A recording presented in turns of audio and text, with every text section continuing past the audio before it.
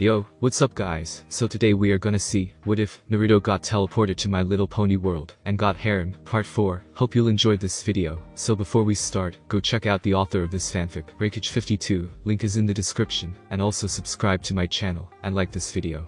Let's begin the video. Naruto's weeks have been pretty busy lately, starting off when apple bucking season is underway.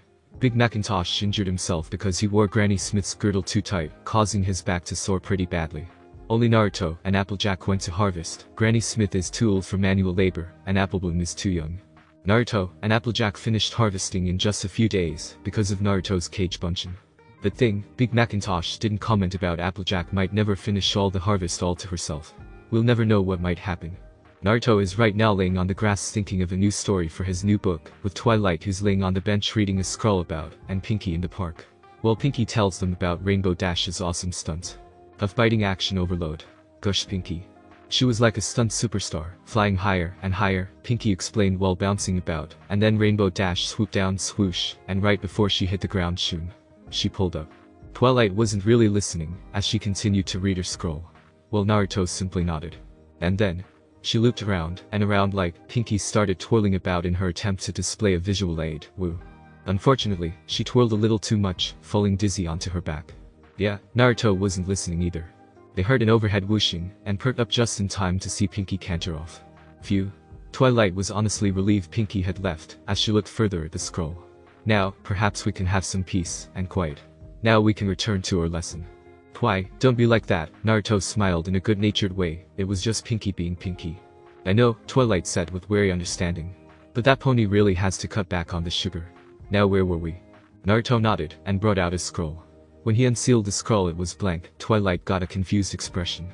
Now, as you may have already noticed, your scroll is blank. For, you can't just seal things onto a blank piece of paper, this is where sealing comes in. You will need to write the specific seal you want to use on the scroll, before you seal anything in the scroll. Firstly we're going to draw the kanji symbol for kunai on the blank scroll. Now after this session, you will be able to place your kunai over this writing, complete a series of hand signs, and then seal the object within the scroll. Naruto explained. Twilight raises an eyebrow. Naruto, I don't have hands. Twilight lifts one of her hoofs to show Naruto that she doesn't have hands.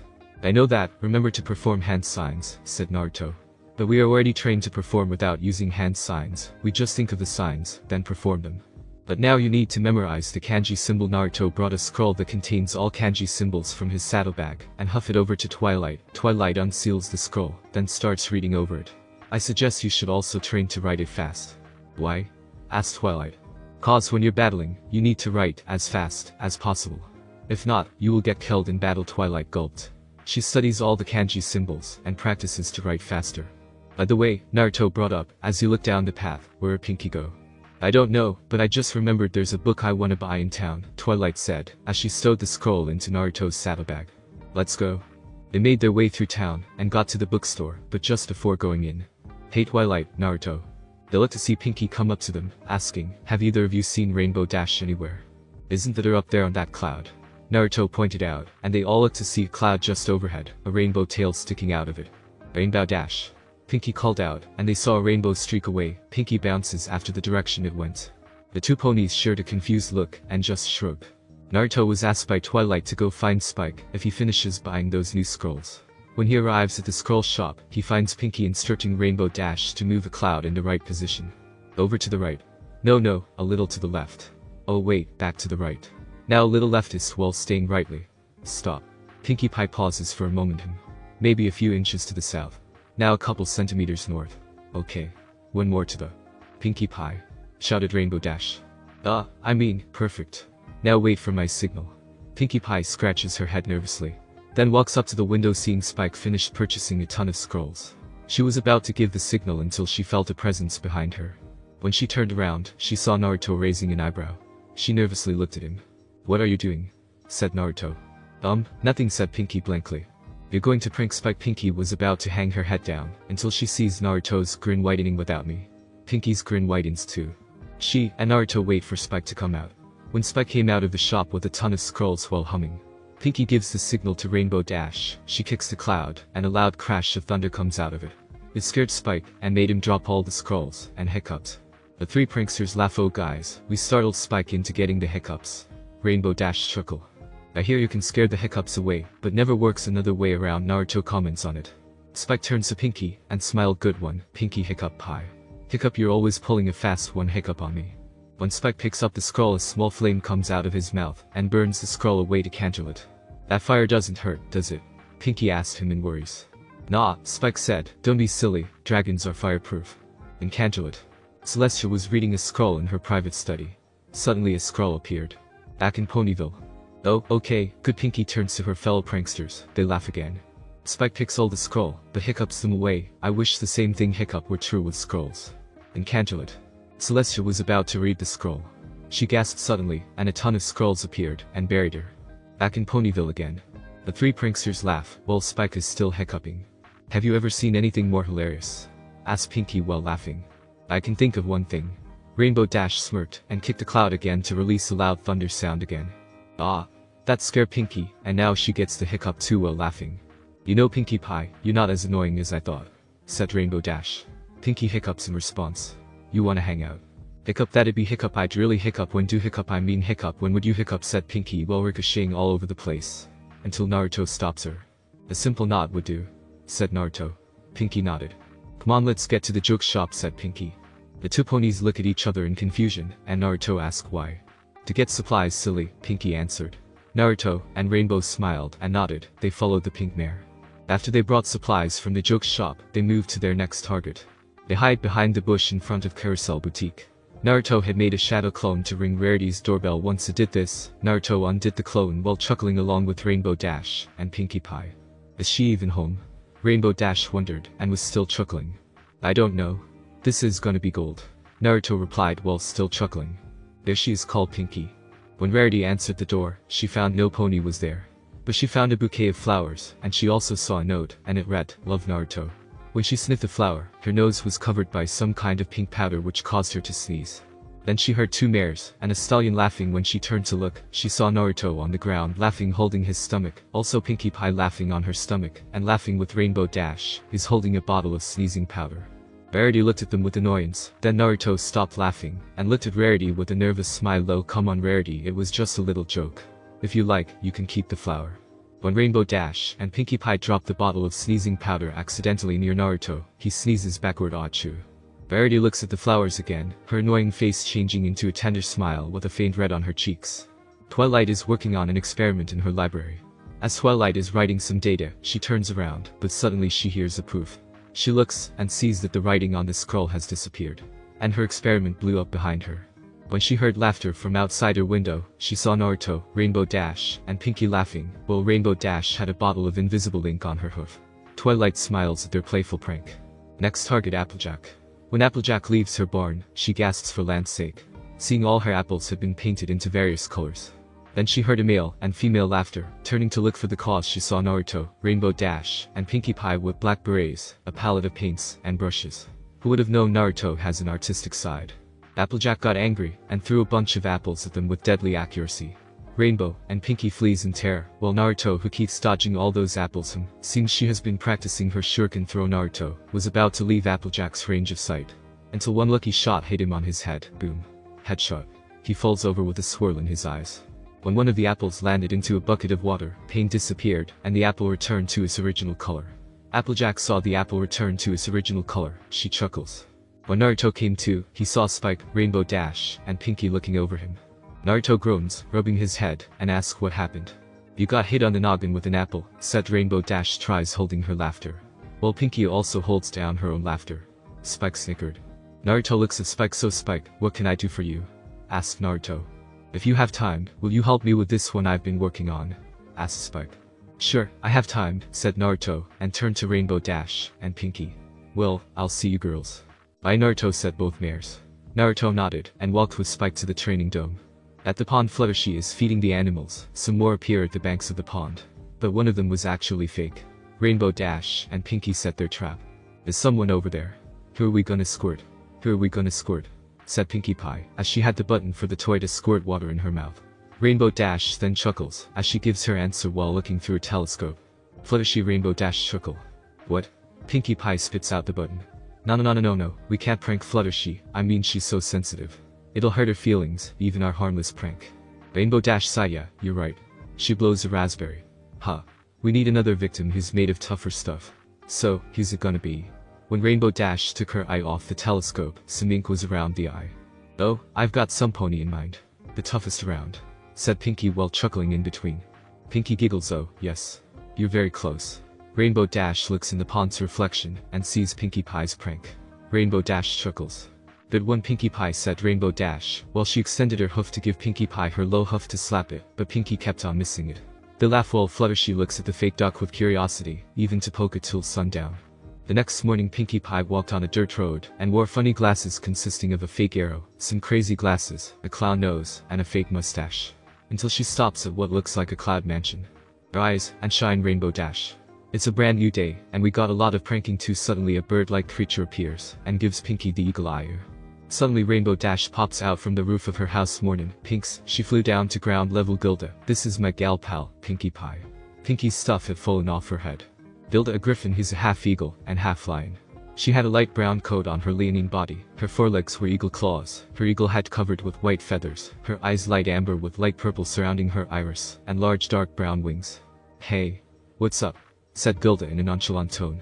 Pinkie, this is my griffin friend, Gilda, said Rainbow Dash, as she introduced her feather friend to Pinkie Pie. What's a griffin? Asked Pinkie Pie. She's half eagle, half lion. Gilda flew towards Rainbow Dash, giving her a playful headlock, and all was awesome. Rah. Haha. Yeah, that's right. She and Rainbow gave their own brofister hoofs. I don't know. Gilda's my best friend from my days at Junior Speedster Flight Camp, said Rainbow Dash. Hey, remember the chant? Shaw, they made us recite it every morning. I'll never get that lame thing out of my head, said Gilda in annoyance. Rainbow Dash approached Gilda and said so. She raised both of her eyebrows. Gilda had a bored expression and signed. Only for you, Dash, she said dryly. Both flew to the sky and began to chant. Dash with enthusiasm, Gilda with none. Junior Speedsters are our lives. Skybound soars and daring dives. Junior Speedsters, it's our quest to someday be the very best. Both flew back to solid ground. Pinkie just started laughing. That was great, and it gave me a great idea for a prank.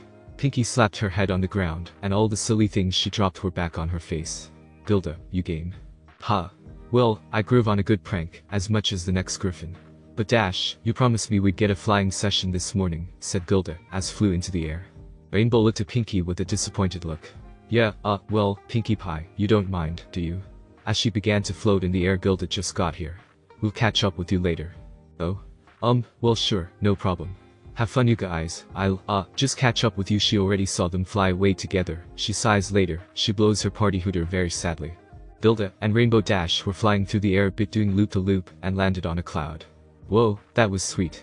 Just like old times, said Gilda with a smile. Yeah, only faster. So now what? Said Rainbow, as she brofist. I still don't know what they call that in pony term, Gilda. Suddenly Pinkie's head pops out from the cloud. Hey, there, said Pinkie. Ha, said Gilda and Rainbow Dash. They see Pinkie Pie kept popping out below the cloud. It's later. And I caught up. They saw Pinkie Pie jumping up and down on a trampoline. She was jumping so high, she was poking her head through a cloud that they were sitting on. Pinkie Pie, you are so random, said Rainbow Dash with a smile. Gilda, who looks slightly annoyed at Pinkie suddenly appearing, says, hey Dash, think you got enough gas left to beat me to that cloud? As she sprouts out her wings and prepares to race with Rainbow Dash. A race? You're so on, said Rainbow Dash with a competitive look. 1, 2, 3, go. 2 took off away from Pinkie Pie, then passed through a cloud, and Rainbow Dash exclaimed joyfully, I win. As if. I won, dude, said Gilda, as she pointed to herself. No way. Oh, come on, I was way ahead of you. I don't think so.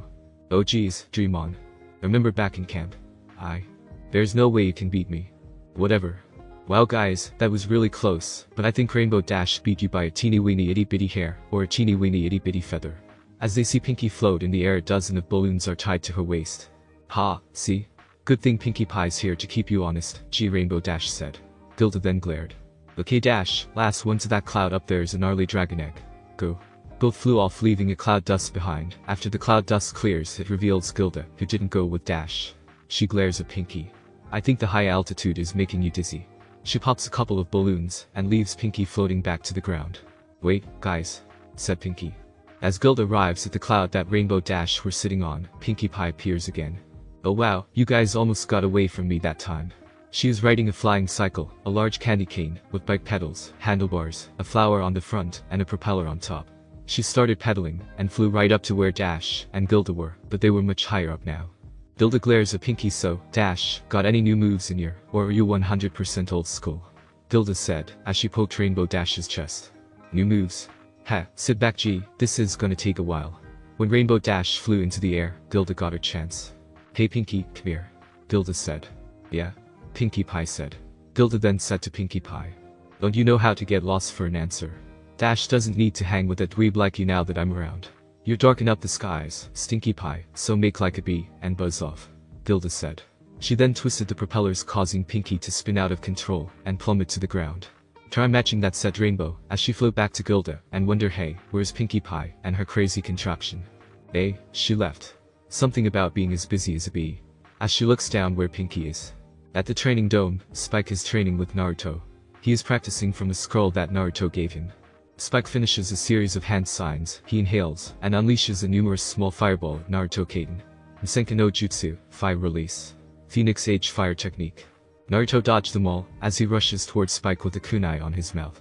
Spike saw Naruto approaching him, and he inhaled again, but this time a gust of wind released from his mouth. But the release backfired, and pushed him in a different direction away from the blonde shinobi. Spike knows Naruto is extremely dangerous in close range. As Spike dodged the stallion, he lost sight of him. Suddenly he felt a sharp point behind his neck. It was Naruto who was behind him. Not bad, Spike. Naruto praised the little Drake. Thanks Spike, he's sweating a little from a sharp object pointed behind him.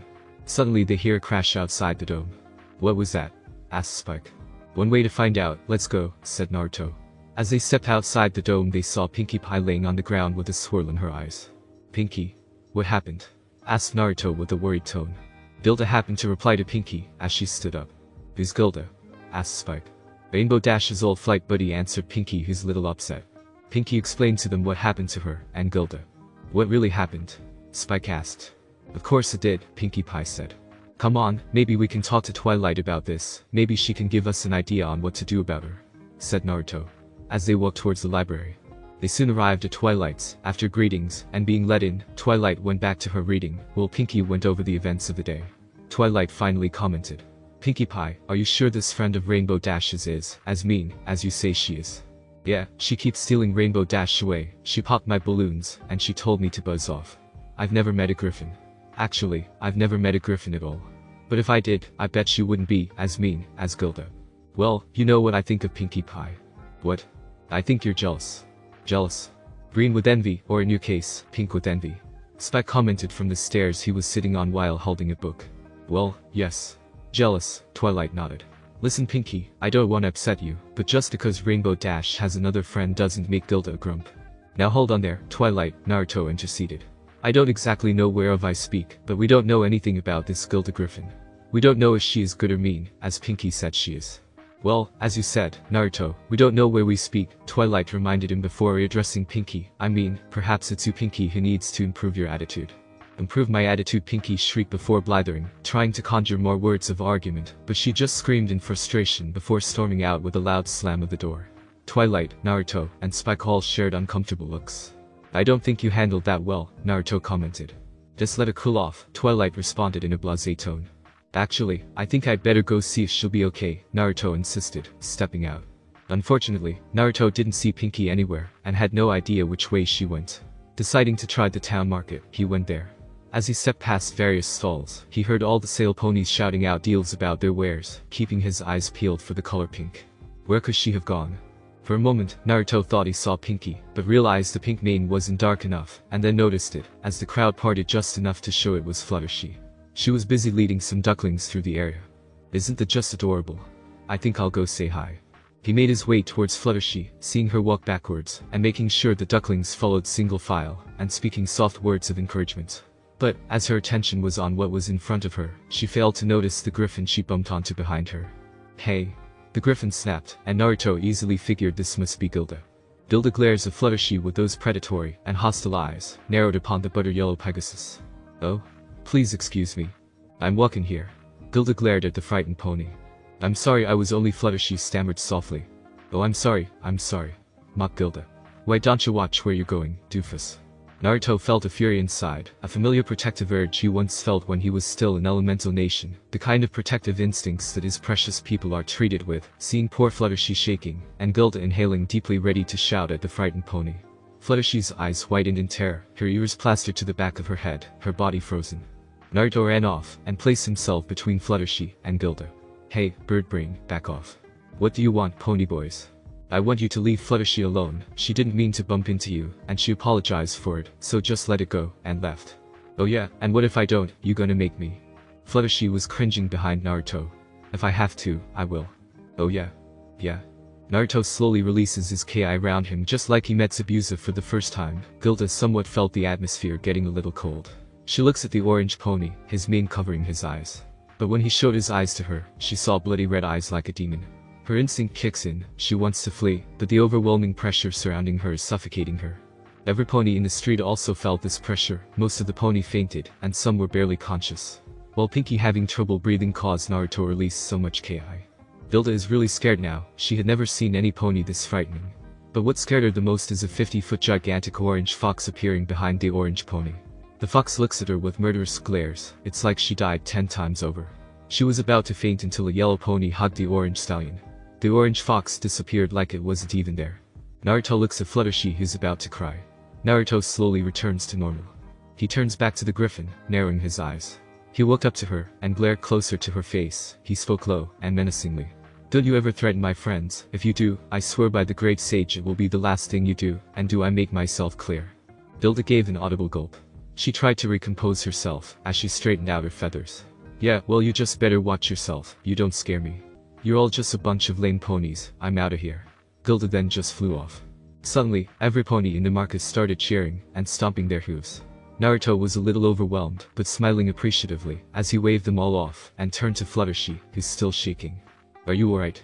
Fluttershy's eyes were streaming with tears, but she nodded. Naruto gently wiped them away, saying, It's okay, I won't let her or any pony else bother you like that. Thank you, Fluttershy whimpered, as Naruto gently held her up, Naruto giving her a smile. That was stupendous. They looked, and saw Pinky bounding towards them. Good thing you showed up, Naruto. Pinky. What are you doing here? I saw the whole thing, Pinky explained, I knew it. I knew that Gilda was a grumpy meanie pants. You weren't kidding. Naruto agreed. Well don't worry, Pinky giggled, cause I got a plan. And what might that be? Naruto raised a brow. I'm gonna throw her a party. Pinky cheered. Naruto, as well as Fluttershy, gave her a look that was unmistakable. It read, Are you serious? Well that's not all, silly willies. She waved them closer, and whispered conspiratorially. Pinky was greeting guests, as they came in. Welcome, welcome, hey there, welcome. As usual, the party was being held at Sugar Cube Corner. Everything was in place. Naruto hadn't been certain of Pinky's plan until she explained to him, and Fluttershy in great detail. Now, they are in Sugar Cube Corner, ready and willing, now just waiting for everyone to arrive. I'm glad to see you, and Pinky took my advice, Naruto, Twilight said to him. Well, when Pinky decided to throw this party for Gilda, I decided I should get on board, Naruto replied with a smile. So I take it you've met her, right? Oh yeah, Naruto answered with a raised brow, she's quite a card. I look forward to meeting her myself. Twilight smiled, but looked around. So where's Pinky? With Rainbow Dash, scrounging up some party favors, Naruto was looking forward to tonight. Hey Twi. They looked, and saw Applejack waving at Twilight over to the other side of the room. Naruto prodded Twilight's shoulder, saying, Go ahead, I'm gonna go check on something. Twilight nodded, and went over while Naruto turned around, only to find himself face to face with Rainbow Dash. And the look on her face was not friendly. Just what are you up to? Excuse me. This party, Rainbow, was sounding accusatory. Naruto snapped at her. I don't want to hear it, Rainbow snapped back. You know, I was willing to let that trash wagon incident fly, but after hearing how much of a bully you are, I don't want you here. Are you even interested in why Gilda and I butted heads? Naruto demanded. Rainbow Dash pointed at Naruto with her hoof, while this was silent, and her eyes were covered by his mane. You're nothing but a monster that attacks any pony for no reason. I thought it was different, but I was wrong to hear the word monster was just like a stab in the heart, then pointed to the door, and set out. Naruto raised his hoof slightly, and said, but Rainbow Dash gritted her teeth, and hit Naruto on the face, and screamed get out. The blow was so strong blood came running down his chin. Naruto did nothing to wipe the blood from his mouth, and his eyes hidden by a shadow walked quietly to the door, and left. He stepped past her, and ignored the smirk on Gilda's face. But before stepping out he threw a glare at Rainbow, and said, before this night is over, you'll realize what a lousy friend you are to those who actually care about you. He slammed the door behind him before Rainbow had a chance to make a comeback. Naruto is walking down the street and hangs his head down. It was already getting dark, and the sky was orange with scarlet, and the crimson sun was shining. The leaves of various trees flew detached by a slight breeze, which also moved his tousled blonde mane. Naruto leaned on a white bench, putting his hoofs behind his head, and stretching his legs, grabbed a stick with a small leaf coming out, and put it in his mouth. He's remembering his younger years. He remembers them very well. Monster. Murder. Kill the demon. Fox brat. Demon fox. Naruto shed a little tear remembering all those years. The Bijus are saddened for Naruto. Naruto, it's okay, said Kurama with a sad smile. Those days are gone now. I know, Kurama, Naruto thought, but it still hurts hearing those words. I know, said Kurama, but you don't have to worry even if you don't have any friends left. I will never leave you. Kurama smiles at the blonde stallion. Yeah, will always be my very first true, and my very last, no matter what. Naruto smiled, and nodded thanks Kurama. Back at the Sugar Cube corner. This is your idea of a good time. Gilda screamed, sick of all the pranks that had been pulled on her throughout the party. I've never met a lamer bunch of dweebs in all my life. And Pinkie Pie, she said, pointing at the pink pony across the room. Every pony looked back and forth between Pinkie and Gilda, horrified that she was acting this way. You're Queen Lamo with your weak little party pranks. Did you really think you could make me lose my cool? She continued, not realizing that she had done just that. Well, Dash, and I have 10 times as cool as the rest of you put together. Come on, Dash, we're bailing on this pathetic scene, she said, waiting for Rainbow to start leaving with her. Across the room, Pinkie grinned. It had all worked out perfectly. Gilda had fallen for every prank that she had encouraged Rainbow Dash to set up, pushing her closer and closer to the meltdown that she was now having. She especially liked how she ended up with the pin the tail on the ponytail on her nose. She may be screaming right now, but at least now Rainbow could see just what kind of griffin Gilda was. Come on, Rainbow Dash. I said, we're leaving. You know, Gilda, I was the one who set up all those sweet pranks at this party. Rainbow said, shocked at what had been just said to her friends. Gilda couldn't believe that. What? So, Dash said, I guess I'm Queen Lamo. Come on, Dash. Gilda said, expecting her to take it back. You're joshing me. They weren't all meant for you specifically. Dash explained, trying to calm her down. It was just dumb luck that you set them all off. Pinkie couldn't help but laugh to herself at this comment. I should have known that dribble cup had Rainbow Dash written all over it, she said, even though she knew fully well that Rainbow had placed that prank. No. Way. Gilda said in disbelief. It was Pinkie Pie. She set up this party to trip me up. To make a fool of me. Me? Pinkie said innocently, I threw this party to improve your attitude. I thought a good party might turn that frown upside down. And you sure didn't need any help making a fool of yourself. Rainbow shouted, you know, this is not how I thought my old friends would treat my new friends. Walking over to Fluttershy, Pinkie winked at her, earning one back from her. Had any pony looked at her, they would have noticed that Fluttershy was smiling through the entire argument. She was happy that Rainbow Dash could see the true side of Gilda. If being cool is all you care about, maybe you should go find some new cool friends someplace else. Dash said, angry that her friend had been this way all along. Gilda growled at this, yeah. Well, she stammered, you are such a flip-flop. Cool 1 minute and lame the next. When you decide not to be lame anymore, give me a call, she said, turning around and storming out the door. Not cool, Rainbow said, watching Gilda leave. Wow, Spike said, talk about a party pooper. I'm sorry every pony for bringing Gilda here, Rainbow said apologetically. I didn't know how rude she was, and Pinkie Pie, I'm really sorry she ruined this awesome party you put on for her. That's fine, Pinkie said, thinking about Naruto for a moment. I already knew she was like that though. What? Rainbow asked, surprised. How did you know? Well, I saw what happened between her and Naruto at the market, Pinkie explained. She was being really mean to Fluttershy. And Naruto told her to stop. She was going to start screaming at me, Fluttershy piped up. He made her leave me alone. And he only used this Ki, he never really explains it, he uses it to protect Fluttershy. Pinkie added, not because he wanted to push Gilda around. Ponies don't know what Ki is. If you live in a world where everything is all about friendship and less crime about murder, they don't have experience with. Taking all of this in, Rainbow Dash realized what she needed to do. I have to go, she said, as she quickly headed out the door.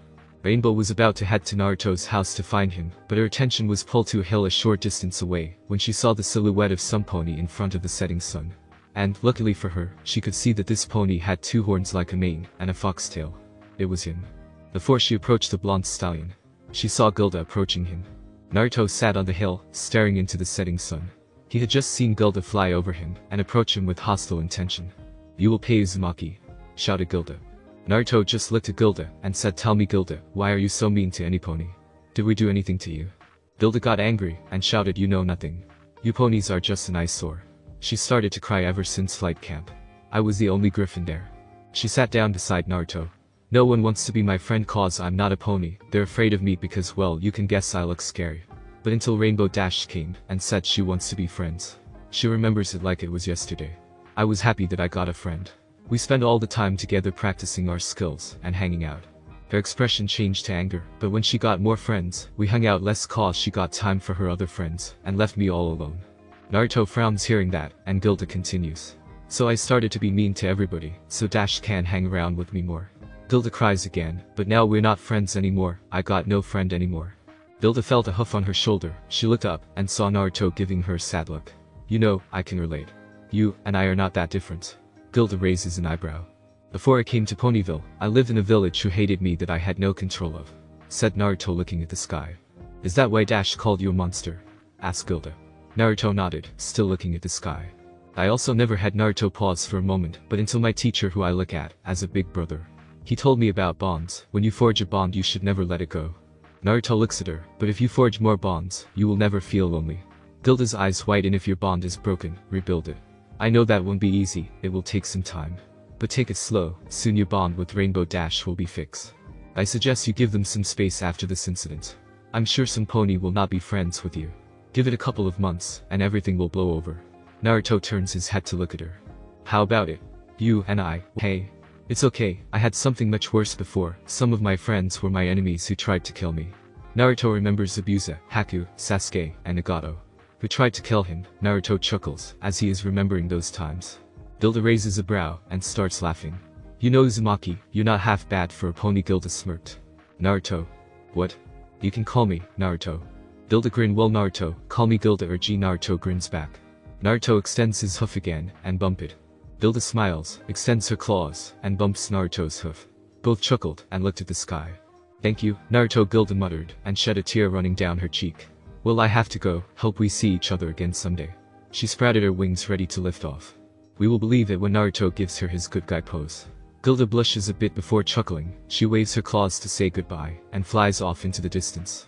Naruto smiles, and without looking behind he says you can come out now. Rainbow Dash slowly emerges from the bush behind Naruto, who looks quite nervous. Naruto I want Rainbow Dash tries to say the right thing to Naruto, but couldn't. Naruto turns and looks at her, giving her a solemn look. Rainbow becomes more nervous, and she gulps. Naruto I'm sorry, said Rainbow Dash between sobbing. Without warning, the blonde stallion hugs her tightly. She was shocked, startled, and made her cry loudly. I'm sorry. They told me how you protected Fluttershy, and that you never hurt any pony without a reason. I'm sorry I hit you, and I'm sorry called you a monster. Naruto strokes her mane slightly. Hey, it's okay, I know you didn't mean it. Naruto tries to calm her down. Rainbow lets him go, and shouts. No?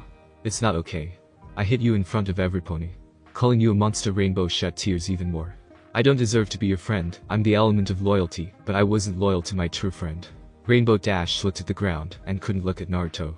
Naruto hugs her again, but this time tighter. Please stop, you know I hate to see a mare cry. Rainbow Dash still sobbing, but less now before she lets go of Naruto. I know I can't be your friend anymore, but I will try my hardest to earn your friendship back, said Rainbow, as she still has some tears running down her cheeks. Naruto wipes them off. Naruto smiles at her. No need, you already earned it. Naruto kisses her forehead. Rainbow talking to Gilda, and said Rainbow Dash. Naruto scratches his neck. I don't know if I can forgive her. Naruto frowns from that, but like you said it won't be easy to get my friendship back. It will take some time, but I know someday Gilda and I can be friends once again. Rainbow Dash smiles, and moves closer to Naruto. Naruto smiled, and nodded. As he was about to let go of Rainbow, she stopped him. No, I still want it to be like this. A bit longer. Rainbow blushes, they move onto a tree nearby, and lean on it. She snuggled up against Naruto's arm. Both of them look at the night sky together. Unknown to them, they've been watched by a mysterious figure out floating, who is also carrying a 1/4 of mail than Naruto is carrying. Thank you, Naruto, for helping me carry all this mail, said Derpy with a smile to the blonde stallion. No problem, Derpy said to Naruto. I am glad I hang out with you a bit before I go see Twilight. Derpy blushes, to think a stallion wants to hang out with her. When they first hung out she was so nervous she was more clumsier than ever. Naruto keeps getting hurt because of her clumsiness. Naruto told her it's okay, I had much worse. Derpy feels ashamed sometimes when she gets him hurt. She also remembers when she invited him for dinner.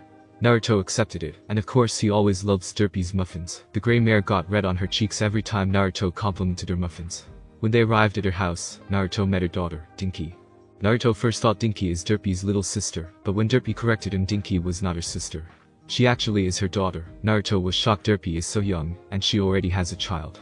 When Naruto asked if Dinky was adopted, he saw her eyes turn overcast as he looked over towards Dinky. She told him, no, she is her flesh and blood daughter. He also asked how. She told him when she was still young she got involved with a stallion who she thought cared for her. When she discovered she was pregnant, she panicked that she was too young to have a foal. When she told the stallion about her pregnancy, the next day without warning the stallion disappeared. Leaving her to take care of Dinky all by herself, the stallion left her. Well, at least he left some money for Derpy to take care of her foal. After the story that Derpy told him, Naruto was mad. No, not mad, he is furious. Leaving a child without a father, at least she has a mother. But still Naruto got angry because no child should have a missing parent. Dinky is lucky she still has a mother. When he finds that stallion he will rip his dick and shove it to his ass. And let him beg for mercy and apologize to Derpy. Then after that Naruto will cast on the stallion with Guy hugging Lee on the beach sunset. Naruto will enjoy seeing the stallion scream for mercy. Derpy saw the angry look of Naruto. She tried to calm him down and told him it's okay. Naruto calms down a bit, but still a little angry. When Naruto was drinking a glass of water, Dinky asked, "Are you gonna be my new daddy?" Naruto spits his drink before his cheeks turn red. Also Derpy turns red from embarrassment. The entire night was awkward. They shook their heads from that memory. While walking they saw Twilight and Spike walking towards him. Naruto decided to say hi to the duo. "Hey, Twilight, Spike, how are you doing?" asked Naruto while he smiles. The two smiles back and greets the orange stallion and the gray marrow. Naruto, Derpy, we're fine, thanks for asking, how are you two? Asked Twilight. We're fine, just helping Derpy deliver some mail, Naruto replied, and also asked what you guys are doing lately. Well, Twilight performed 25 different kinds of tricks, and counting. Isn't that awesome? Said Spike. Wow, that is awesome. Twice said Naruto earned him a blush from the lavender mare. Oh, it's nothing really. I'm sure there are lots of ponies right here in Ponyville that know just as much magic as me. Twilight said.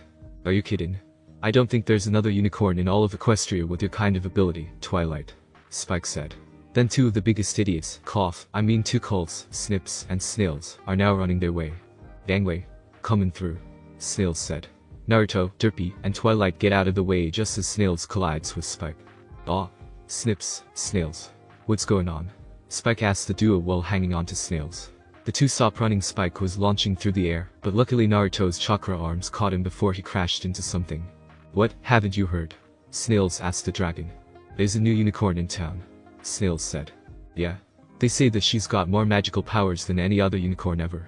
Snip said. This caught Twilight's attention. Really? Twilight asked. Do you mind telling us where this unicorn is? Naruto asked the idiot duo. Yeah. Come on. Snip said. Before they went to the town square, Naruto looked at Derpy. Derpy, you coming? Asked Naruto. Derpy shook her head. Nah, I still have to deliver some mail. We can't leave you all by yourself with all those mails. Naruto scratches his chin. Then an idea comes up. Naruto claps his hooves together and summons a clone. My clones will accompany you and help you deliver some mail. I don't want to impose. Before Derpy could say any more she was cut off by Naruto. Derpy, it's okay. I insist. Derpy sighs in defeat and nods. Both she and the clone went to their deliveries. Naruto turns to the lavender mare. Come on, Twi. Let's see this new unicorn. Twilight nodded. They went to town square. When they arrived they saw a large crowd gathering in front of a wooden trailer. They spot Applejack, Rarity, Rainbow Dash, and Fluttershy. The three joined them. So what's going on? He asked the four mares. Apparently, some unicorn who claims to have the most magical talent in Equestria is here to stir her stuff. Replied to Rainbow Dash. Come one, come all, boomed a voice from within the trailer, causing it to unfold into a curtained stage, and witness the amazing power of the great and powerful Trixie. With that, a puff of smoke appeared on the center stage, and once it cleared it revealed a pale blue unicorn with a white mane, dressed in a purple cloak and conical hat with colorful stars printed all over both items. Many ponies zooed at this, though Naruto was not impressed. Watch in awe as the great and powerful Trixie performs the most spectacular feats of magic ever witnessed by ponies' eyes.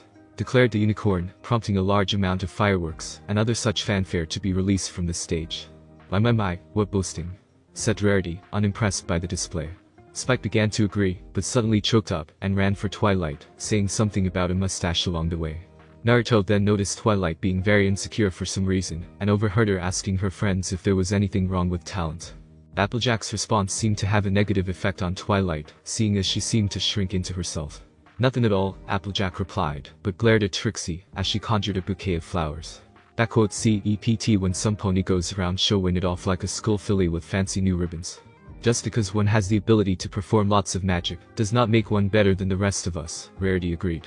Especially when you got me round being better than the rest of us, Rainbow added with a laugh, but stopped when she noticed the looks her friends were giving her, especially Applejack gave her the stink eye.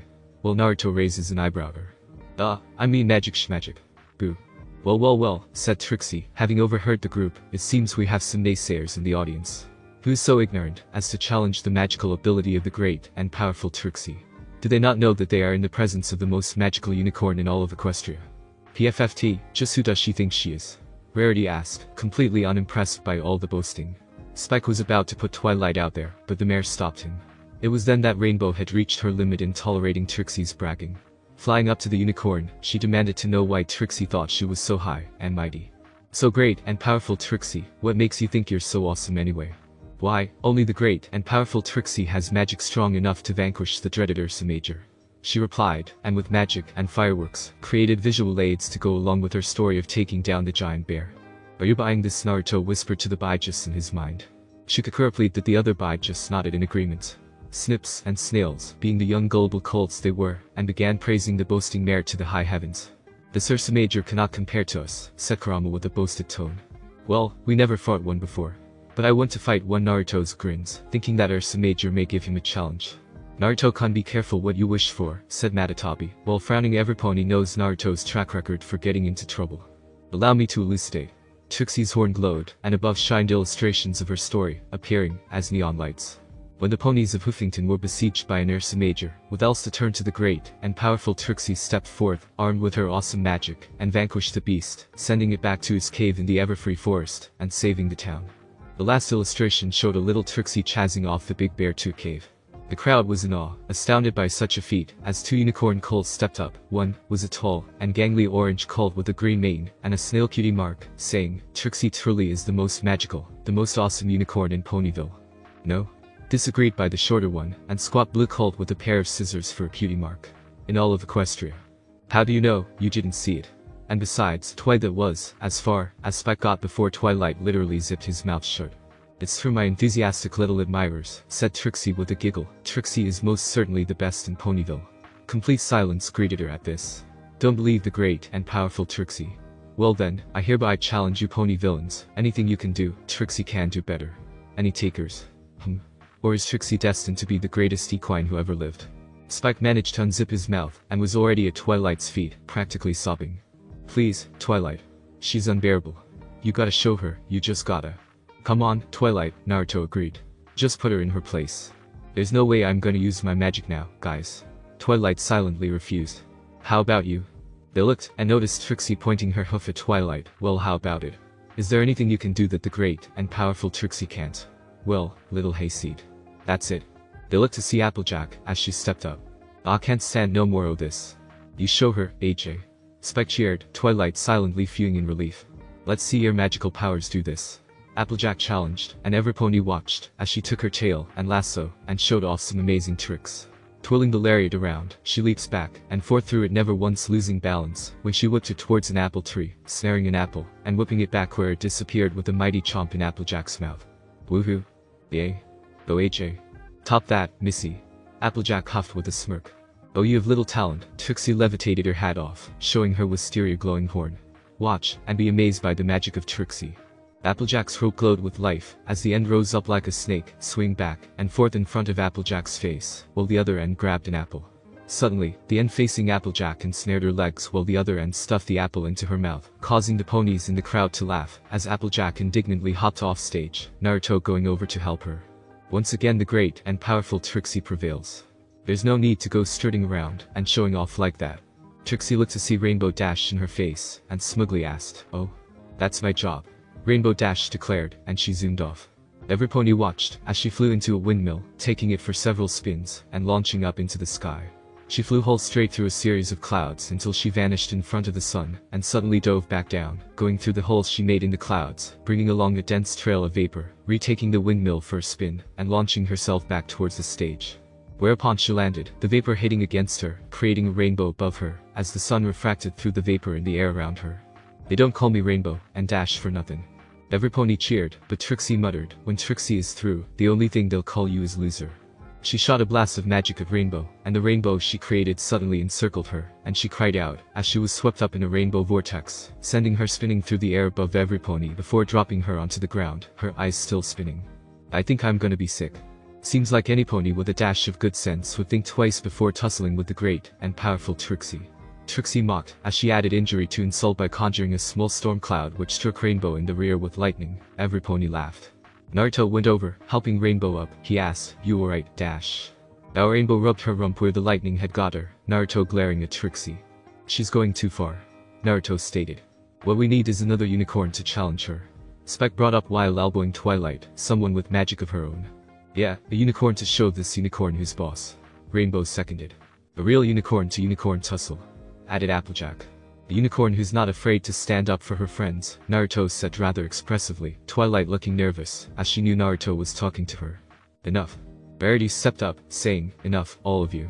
I take your hint, but Rarity is above such nonsense.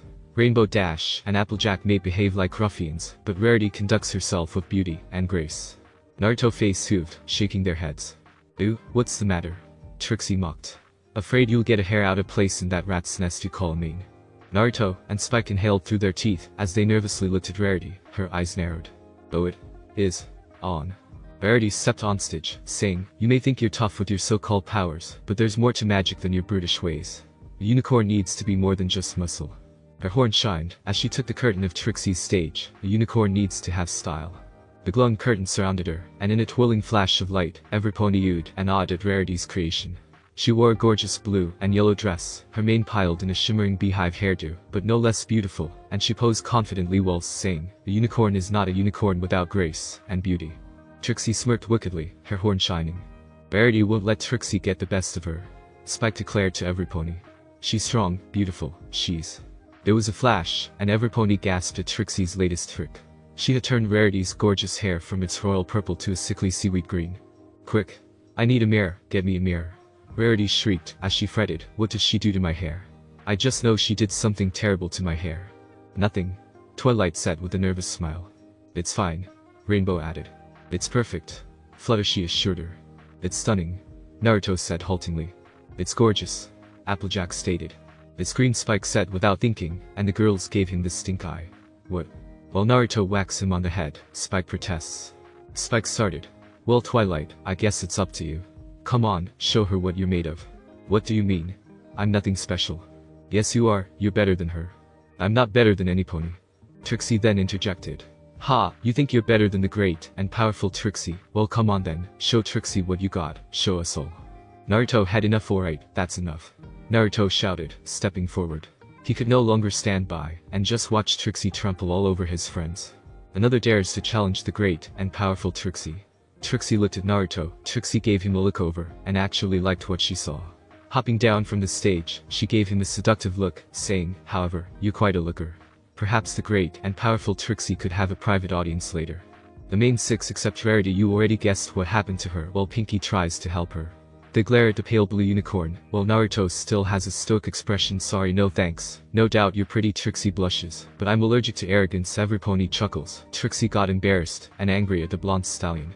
"What did you say? Tomorrow we'll have a duel." "Oh, Trixie loves a challenge. Fine, tomorrow we duel. Let us make this interesting." Trixie smirked. "If you win, Trixie will apologize to all of your friends."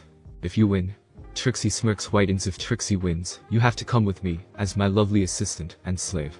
The last part was a little quieter, but heard enough for the four mares to grit their teeth before they protest. Naruto already shaking her hoof deal.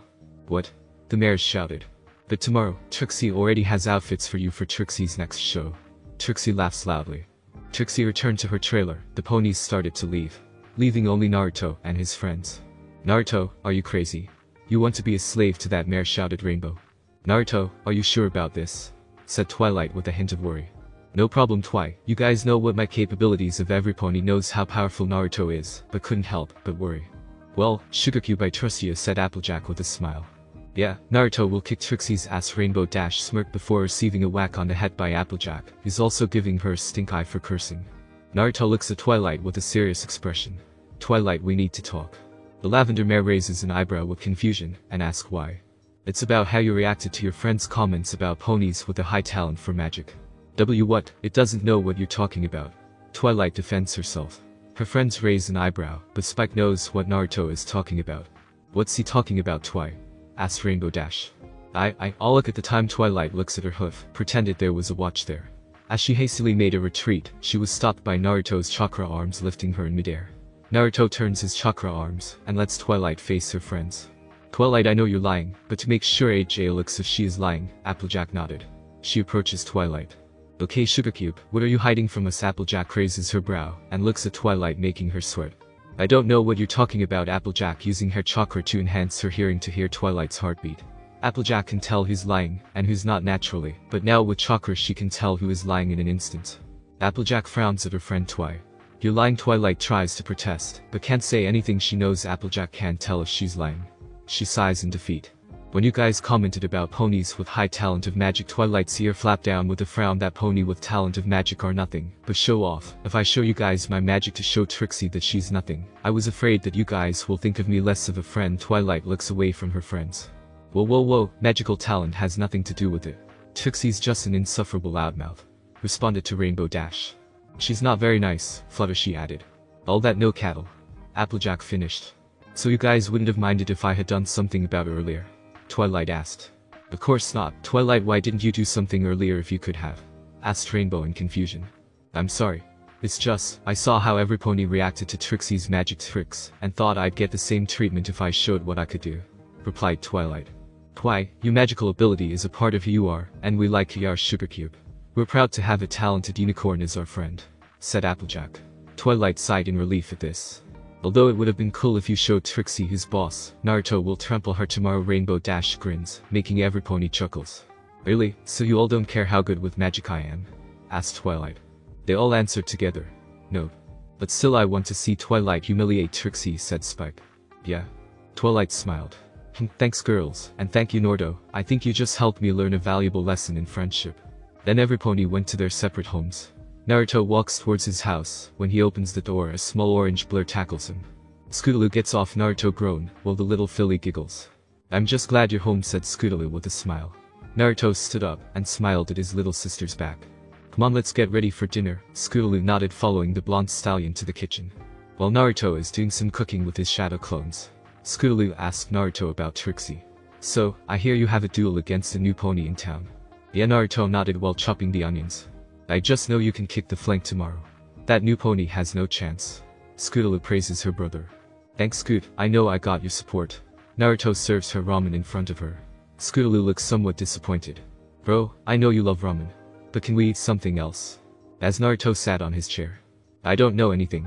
We have ramen every day. It can get a little tiring to eat almost the same food. I guess it is a little tiring. Alright, maybe tomorrow I will go to Twilight and rent some cookbooks. Scootaloo nodded. Good, I hope you're the only one who's addicted to eating something. Canterlet. Princess Celestia sneezes. Luna looks at her sister with concern. Are you alright, sister? I'm fine, I just hope I don't catch a cold, said Celestia, as she continued eating her cake. Luna sighs. Sister, thou should stop eating cake all of the time. Celestia gasped. No, cake is food of God, in my case God, as she continues eating her cake. Luna face hooves. I hope thou is only the one to have an addiction to eating something. Back in Ponyville. Naruto sneezes. You okay? Asked Scootaloo. Yeah, I'm okay, replied Naruto. The night was dark and gloomy in the Everfree forest, as it always was there, but two colts were walking through the forest to find a certain cave. When they entered the cave, it was pitch black. Oh, how are we gonna find an Ursa Major when I can't even see my own hoof in front of my face? Snips asked. Hold on. Snails said, as he grunted a little, and was able to make his horn light up. Oh, ha. That's better. The two hear a growl. They turn their heads to see the Ursa. The itty duo shout in fright. The Ursa roars. The two then run out of the cave and head towards Ponyville. Trixie. The two shouted. The Ursa gave chase. After the Ursa left the cave, another growl can be heard through the cave, but louder. Spike was walking through. It was a quiet night for the little Drake, until he saw two colts running, as fast as they could. He saw something purple that looked like a large hill. When the hill stood up, what he saw made him shocked and scared, and when he saw Naruto teleported in the town square, he rushed to Twilight to tell what he saw. Twilight. Spike shouted, as he ran through the door to the library. Spike. Twilight asked, walking away from the book she had been reading. What's wrong? Spike opened his mouth to say something, but was interrupted by the ground shaking weakly. That. He finally said. What's making the ground shake like that? Twilight asked, still feeling the weak quaking that was slowly getting stronger. It's an Ursa Major, and Spike said, before Twilight cut him off. You mean the giant blue bear that Trixie defeated in Huffington? Twilight said, hoping that this wouldn't be the case. Well, not quite, Spike said, hearing a sigh of relief from Twilight. This one's purple. Twilight's heart sank. She had just read in her book that an Ursa Minor was a large blue baby bear that could be soothed with the right kinds of magic. But an Ursa Major was something much more terrifying. It was significantly larger and significantly more powerful. Spike, Twilight said seriously. I need you to write a letter to Princess Celesta. We need to get her here. Ponyville is in serious danger. But Twilight, Spike said, she'll never get them. She won't even be awake. Twilight knew this was the case, but saw no alternative. Just start sending as many scrolls as you can. Twilight said desperately, she's got to notice them eventually. I'll try my best, Spike said, nervous that he had been tasked with something so important. You need to hurry though. Naruto is down there by himself. He sent me away so I could get you. What? I've got to get down there. Twilight shouted as she ran for the door. However, she had to say one more thing. Spike, if you don't get a response from the princess in 10 minutes, get every pony out of town. They should all be at City Hall, please. Few minutes earlier, Naruto and Scootaloo were now getting ready for bed. Naruto lets out a yawn. Yawn. Good night, Scootaloo. Sleep well. Good night, Naruto. But before they even got a chance to lay their heads down, their whole house was suddenly shaken by a loud boom. What the hell was that? Naruto asked as he sat up. Another shake occurred. Naruto, what's going on? Scootaloo asked. Naruto hopped out of bed as another shake occurred. Okay, what in the name of nine hell is going on here? Scootaloo, you stay still, I'll check it out. Aw, but I want to help, whined Scootaloo. No, you may know, but you're still a little filly. Fine, Scootaloo pout cutely. Naruto chuckles and ruffles her mane. Scootaloo giggles, but turns into a frown. You'll be okay, right? Don't worry, I'll be fine. Naruto disappears in yellow flash and teleports him into town square. When he arrived, he saw a giant bear looking like it was made out of stars. Naruto was stunned. What is that thing? He looked around and was glad to see every pony leaving their homes and heading away from the Ursa. The further away they were, the safer they were. Until he heard a cry. Naruto, cried Twilight. As she was about to reach the stallion, a massive claw overshadowed her. Her eyes went wide and the claw approached her at high speed. When Naruto saw this, he automatically used his Hiraishin marker on Twilight. Don't ask where he placed those markers on each of his friends. He teleported it to Twilight. As Twilight prepares to see her end, a yellow flash blinks her. When she opened her eyes, she saw Naruto's handsome face. You okay, Twi? The lavender mare nodded. What is that thing? Naruto asked. That's an Ursa Minor, answered Twilight, but something is wrong. But Spike said it is an Ursa Major who's attacking. Does this happen to be as large as purple and have stars that look like your cutie mark on its forehead? Yeah, how did you know? Naruto pointed to a large purple hell coming from the Everfree forest that is moving towards town. I'll take a guess that Ursa Major. Twilight dumbly nodded. Okay, I know why it's here, because the baby is here. What are we gonna do? Asked Twilight. Okay, you take care of the little guy. While I take care of a big mama over there. Twilight's colors drain and return when Naruto suggests he take care of the Ursa Major. Are you crazy? You can't take care of an Ursa Major by yourself, she shouted at him. Naruto's head rings from the mare's shouting. Don't worry, I got them with me. But before Twilight could say anything, the orange stallion disappears. She got angry and shouted, fine, get yourself killed, stubborn stallion. Twilight rushes to the direction of the Ursa Minor and mutters, don't die, Naruto. When Naruto arrived in the forest, the U Major was already reaching the edge of the forest. It let out a huge roar that could be heard all the way to Canterlot. Okay, it seems you guys will have a lot of fun fighting this thing, said Naruto to the in his mindscape. Hell yeah, I've been waiting for some action ever since forever, said Shikaku excitedly. Let me be the one to face it. What? Hell no. I'll be the one who's going to face it, said Kurama. Shikaku glares at the orange fox. No, I'll be the one, said Son Goku. The great ape sage will face this beast. No? Both Kurama and Shikaku shouted. They argue who faces the Ursa Major. Boys, this is not the time to argue, said Matatabi. Sister is right, we have to contain the Major, said Kakyo. I need to draw its attention away from Ponyville. Naruto rushes in the forest towards the large purple hell that is the Ursa Major. When he reached the U Major, it's bigger than he thought. Well, it's quite big. The Ursa Major stood about the same height as Kurama, but a bit shorter than Kurama. Naruto needs to draw its attention. Hey! Shouted Naruto, but the bear didn't respond. It kept moving toward town. Hey! He shouted again, but still the bear didn't notice him. Naruto gets angry, he inhales, and releases a huge fireball at the purple bear. The head connects on the head of the Ursa Major, causing it to explode on contact. The Ursa roars in pain. When the smoke clears, the Ursa looks behind and sees Naruto. Hey! You sorry excuse of the Care Bear reject. Ursa lets out a huge roar at Naruto. Ever heard of breath mints? Ursa blinks, gets angry, and unleashes her paws to crush Naruto. Naruto dodges it, and inhales again to unleash numerous fireballs, and hit Ursa's face. Ursa wasn't much affected by it, then swung her claw at Naruto. Naruto dodged it again, but his eyes went wide when another claw swung at him. Naruto got hit from the claw, and flew through a bunch of trees, making the blonde knockout cold. When Ursa looks at the orange stallion, it turns into poof of smoke. It was a clone. The Ursa searched for the blonde shinobi until it heard a grinding sound. When it looked behind, it saw Naruto rushes toward her with a blue orb on his hoof. A Sengun Naruto slams on Ursa's knee, making it fall over and off balance. But the Ursa quickly stood up and swung another of its mighty claws at Naruto. This time Naruto blocks it with his chakra arms. Both Naruto and Ursa are struggling to get the upper hoof. The Ursa is slightly stronger than Naruto, pushing the blonde shinobi flying through the sky. While Naruto is in midair, he summons a bunch of clones and dive down to the purple bear. When the Ursa saw the bunch of Narutos approaching her at high speed, it swings its paw, hitting numerous of Naruto's, creating a huge smoke. When the Ursa looks closer, a blue light shines through the smoke.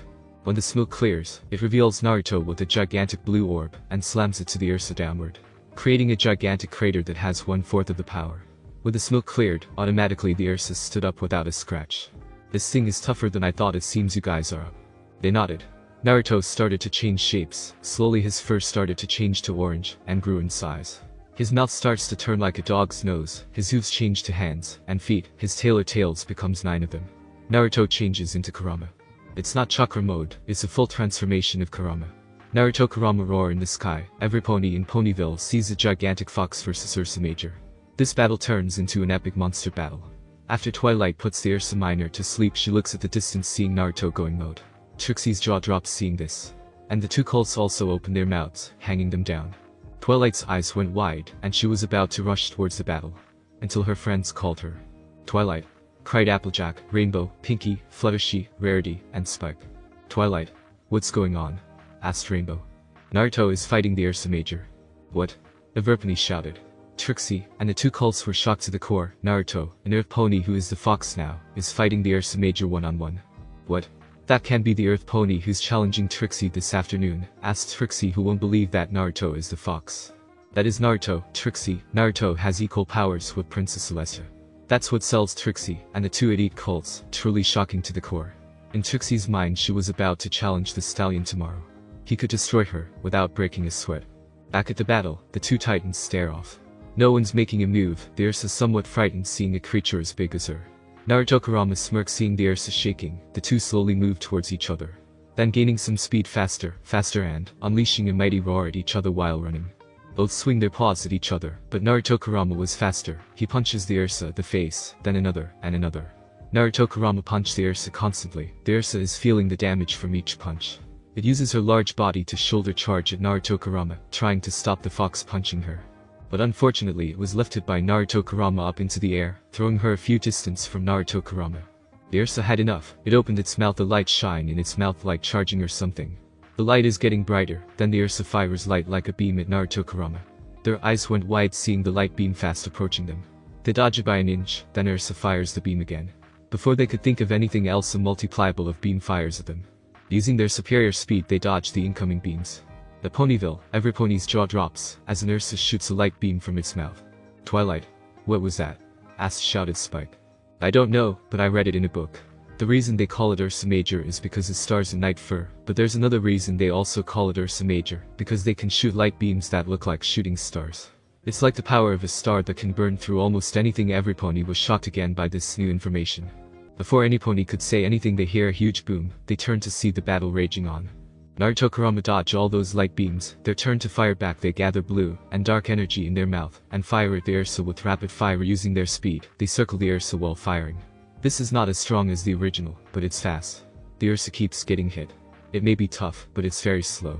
This battle is speed versus endurance. The Ursa have high defense, but it's slow, while Naruto Kurama have high speed and high regeneration. The battle went on like forever, both titans exhausted from all their work beating each other. They stare off one last time. Next moment they rush to each other. They get closer and closer to one final attack. They punch each other on the face. Naruto Kurama smiles widely. They were satisfied with this battle, and also the Ursa smiles widely. Before his eyes roll back behind her eye sockets, a creature could match an Ursa. Naruto Kurama roared their victory. Every pony in Ponyville cheers for their heroes, even Trixie cheers for Naruto. Naruto returns to his original form, padding heavily. Well, that was fun, right, Kurama? You got that right, kid. You should let me get some action next time when another of those things attacks, scoffed Shikaku. Sure thing, Shikaku. Naruto, limping to Ponyville. When he reached the edge of the town, he saw a large number of ponies cheering at him. The main six smiles and rushes towards him. Naruto smiles, and Fluttershy reaches the blonde first. Naruto thought he would receive a hug, but what he received is a slap from Fluttershy. This is for hurting Ursa, and this is for making us worry, and this is for being safe, and the last part was a hug. Naruto rubs his cheeks from the slapping before hugging back the yellow Pegasi. Then the others followed. They follow alright. They also slap Naruto for being reckless and stubborn, then hugs him. While Naruto is still rubbing his cheeks from all the slapping. Suddenly a bright light appears before them. When the light dies down, it reveals the princesses. We came as fast as we could. Is every pony alright? Asks Celestia. We're fine, princess, thanks to Naruto, answered Twilight. Celestia looks at the blonde who's had red cheeks from all the slapping. Good, how did this happen? Asked Luna. Oh, I have an idea, said Naruto. Trixie and the two colts slowly backed away from the crowd of ponies, but before they could escape, Naruto's chakra arms caught them. Where do you think you're going? Asked Naruto with a raised eyebrow. The short and round colt, Snips, chuckled nervously and said, we're late for something. Offered lamely Snails, the tall and gangly unicorn colt. This must have something to do with you two who let those Ursa into Ponyville. Naruto inquired knowingly, and all eyes were on the two colts. We're sorry. We didn't mean to cause so much trouble. Snips cried. We were trying to find an Ursa Major for Trixie to vanquish, Snails sobbingly admitted. We just wanted to see some awesome magic. Snips concluded. Please don't hurt us. Celestia looks at the colts. While seeing no pony got hurt, Naruto coughed well, except Naruto. Celestia let the moment hang, and took a guilty pleasure in seeing Snips and Snails squirm, before she smiled mischievously, and said, alright. I'll forgive you. Snips and Snails both sighed, but Celestia suddenly said, after you both clean up this whole mess the Ursa made. Snips and Snails looked at the destruction around them, and their jaws dropped at how much work was ahead of them. But that'll take forever. Snips complained. Then I suggest you get started. Naruto smirked, and both colts groaned in weary submission. For starters, you can clean up this mess. Twilight motioned to Trixie's smashed carriage. And, what do you think, Spike? Should I give them number 25? She said slyly. Spike rubbed his claws together. Oh yes, number 25, and I think I deserve it too. Snips and Snails looked at each other frightened and confused. As did Nova and Starburst. Twilight focused her magic, and a purple aura appeared on Spike's, Snips, and Snail's face. Mustaches appeared on each of their faces. Sweet. All three said in unison. 3 cheers for Naruto. Cheered some pony, and every pony joined in. Hip hip hooray. Hip hip hooray. Hip hip hooray. Party at Sugarcube Corner. Announced Pinkie Pie. Every pony leaves to party at Sugarcube Corner. As Trixie is about to head to a different direction, she was stopped by Luna. We're not done yet, Miss Lulumoon. Trixie gulps. In the next morning, Naruto was about to prepare for some breakfast until a knock at the door. Naruto opens the door and reveals Princess Celestia. Naruto raises an eyebrow. What can I do for Tia? Celestia blushes from that nickname before returning her composure. She clears her throat. Well, Naruto, I have a favor to ask you. Sure, so what's the favor? Celestia steps aside, and behind is Trixie, who looks annoyed for some reason. Naruto raised a brow. I want you to take care of Trixie. In a few moments Naruto just stood there, then he screamed. What? As punishment for the Ursa, well, half of it. She had to learn the value of friendship, said Celestia with a grin on her face, and what better way to learn? I learned from the best. But why me? How about the others? Celestia feels uncomfortable for a moment. I did Rainbow, Rarity, and Applejack. They would have her, said Celestia. How about Twilight, Fluttershy, and Pinkie? Asked Naruto. Fluttershy offered, but Trixie is allergic to some animals at her home. For Twilight she offered as well, but Trixie denied her offer. For Pinkie, let us say Trixie won't think cupcakes the same way again, explained Celestia, so only one left. Celestia was cut off by Naruto. Is it me? Celestia nodded. You expect me to take care of her? No offense. Before Naruto could say anything, Trixie looked at him and glared. What? Is Trixie not good enough to care for one of the strongest ponies in Equestria? Trixie shouted with sarcasm. Whoa. Hold on there, I didn't. Or is he isn't good enough to care any pony? Okay, listen here, I take care of my little sister. Well, she's really taken care of, right? Look at this place, dust everywhere. Hey. I have you know I cleaned this place top to bottom. Pretty clean up job.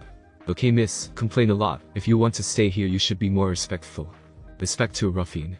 Bragger. Idiot. Show off. Whisker face. Whisker face, that's original. Celestia tries to calm the two ponies down.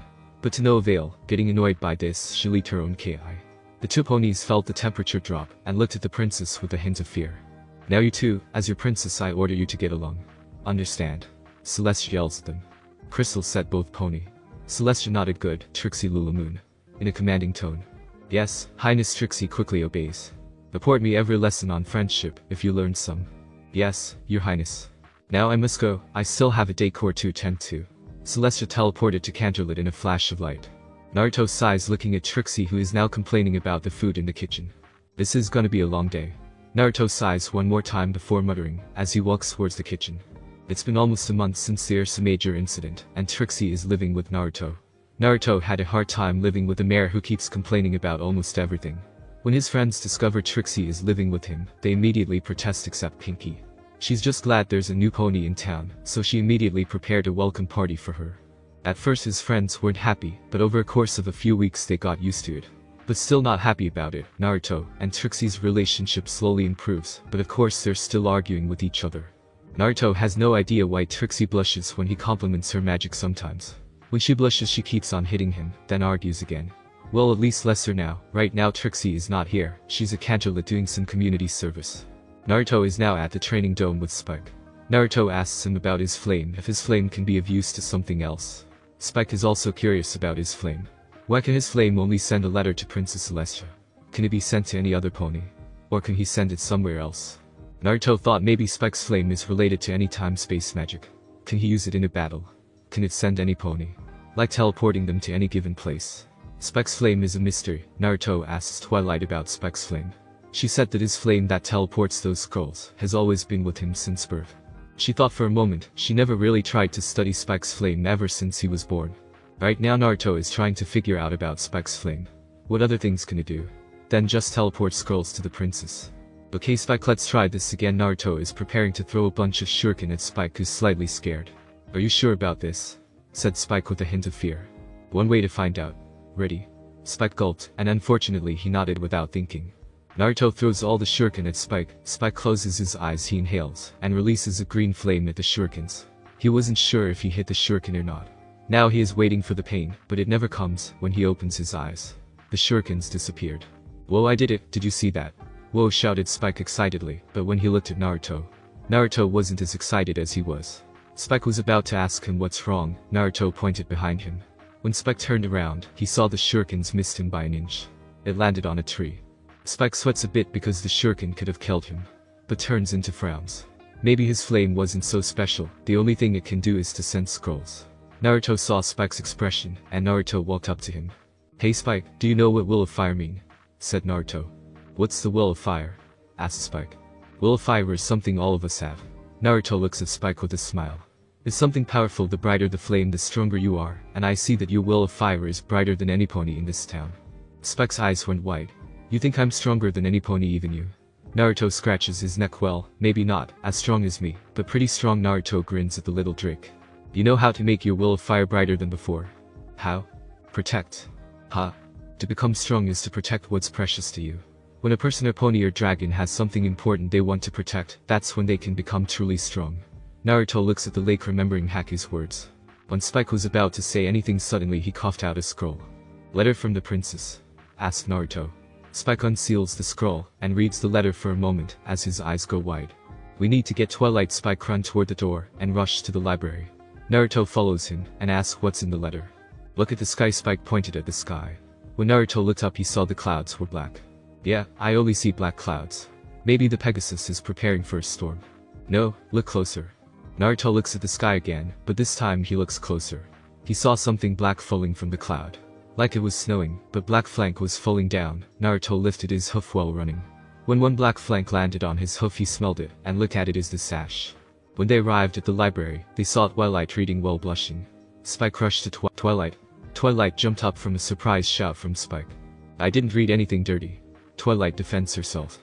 But when she looks at their confused expression, she clears her throat, and says, Yes Spike, what is it?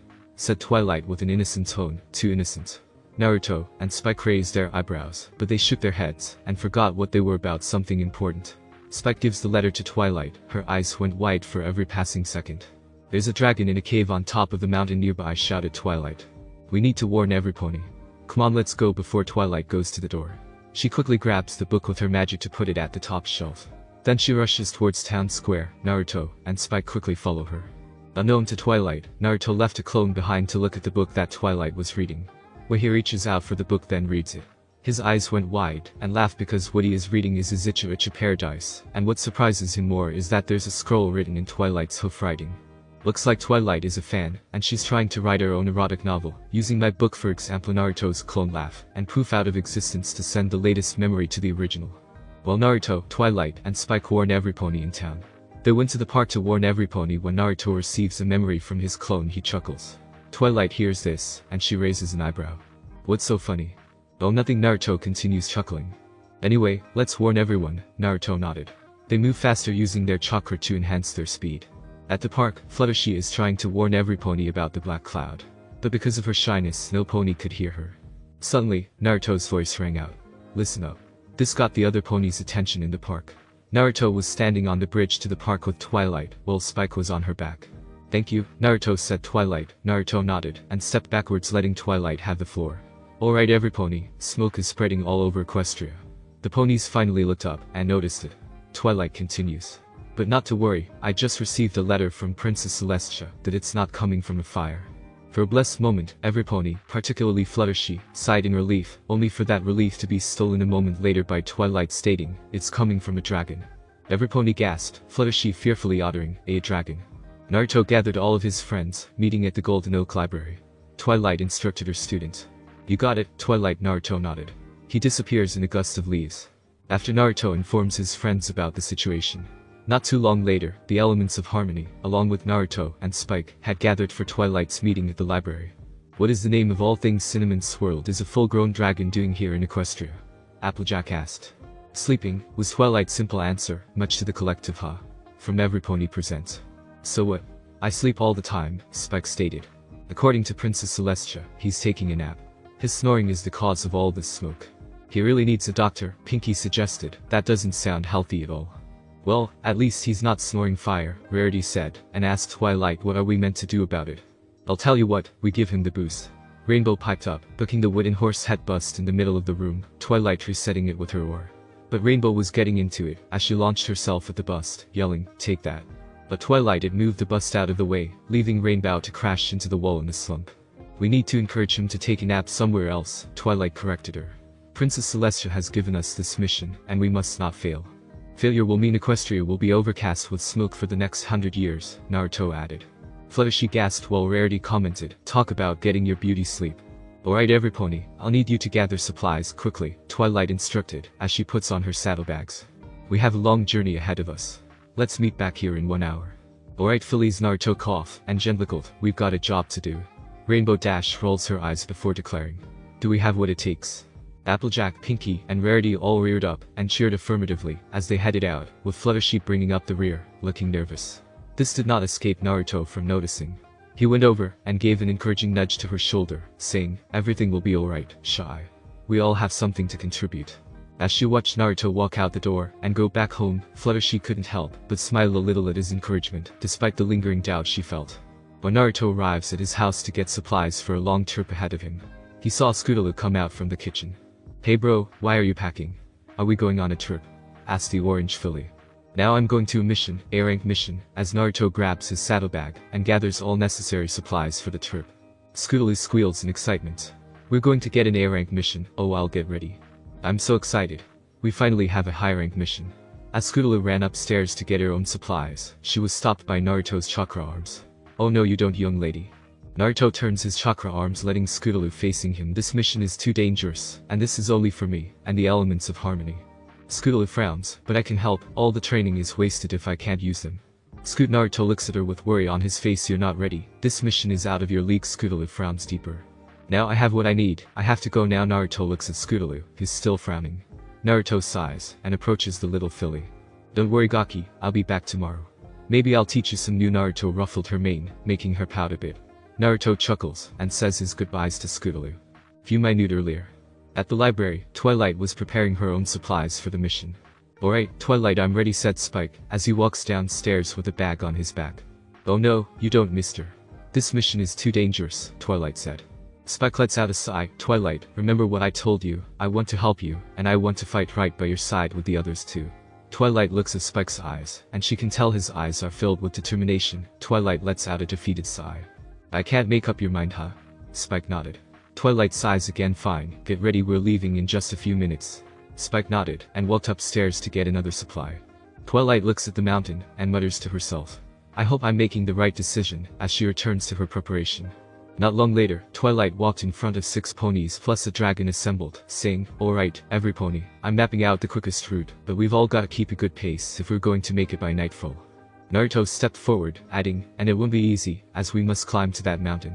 He pointed to where the smoke was coming from, informing them, the dragon resides in a cave at the top. Naruto grins, lucky for us we can use chakra to climb. Every pony chuckles except Fluttershy, who's quite nervous. Looks pretty cold up there, Applejack observed. It sure is, Rainbow Dash replied, the higher you go, the chillier it gets. Well then it's a good thing I brought my scarf, Rarity commented, as she pulled it from her saddlebag, the scarf striped into 2 shades of pink, Pinky complimenting, ew, pretty. Rarity posed with it, Rainbow giggling, yeah, that'll keep you nice and cozy. Fluttershy looked at the smoky mountain top, gulping, and approached Twilight, who was busy looking over a map. Twilight. I realize you're busy but… Aha, well we could go this way. Twilight wasn't really listening. If I could just have a second. Well, we'll want to avoid that. Twilight poked at the map, still not listening.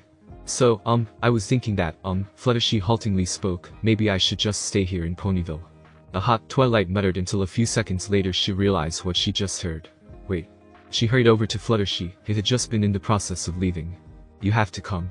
Your way with wild animals will surely come in handy. Oh, and don't worry about your little friends in the meadow. Fluttershy noticed the CMC, accompanied by some of Fluttershy's animals. The fillies got it covered while you're gone. You can count on us, Sweetie Belle said confidently, which was ruined by Angel, who tapped rather hard on her head, scaring the animals off. Well wait. As the CMC left to corral the critters up, Fluttershy said, I'm not really sure they're quite up to the task. Maybe. But Twilight wasn't listening. Naruto had noticed however, and went over to Fluttershy, saying, I know, she really needs to work on her listening to others' skills. Fluttershy, I understand if you're scared. But just remember, Twilight has faith in your skills with animals, and that surely tells you how much faith she has in you. Draw courage from that faith, and you'll surely be up to the task. Fluttershy just squealed nervously. Meanwhile, Rainbow was having a word with Twilight. Are you sure you want to bring her along? Fluttershy's scared of her own shadow, she's just gonna slow us down. Oh, she's just a little nervous, Twilight scoffed, once we get going I'm sure she'll be fine. However, they heard a squeak, and Twilight felt her confidence in Fluttershy drop when she literally hid at the sight of her own shadow, Rainbow giving her a look. Alright everyone, let's move out. And with that, the group was off to deal with the snoring dragon. Unknown to them, a pair of eyes was watching them behind a bush, and followed them in a stealthy way. Before long, the 7 ponies plus dragon were making their way towards the mountain, and the closer they got, the louder the snores coming from atop became. The snores were so loud, they made the earth around them tremble. Whoa, and I thought Big Mac's snoring was a wake-upper, Applejack commented. She noticed some pony hiding behind her, Fluttershy saying, it's so high. Well it is a mountain, Rainbow said with a tone meant for the phrase duh. I'm gonna fly up, and check it out. But Naruto barred away, saying, not so fast, Dash. I think we should stick together. Naruto's right, Applejack agreed, the others nodding, safety in numbers and all. Alright, Rainbow pouted. Before long, every pony was making their way up, Rainbow flapping aloft with the same bored pouty look, as Rarity said.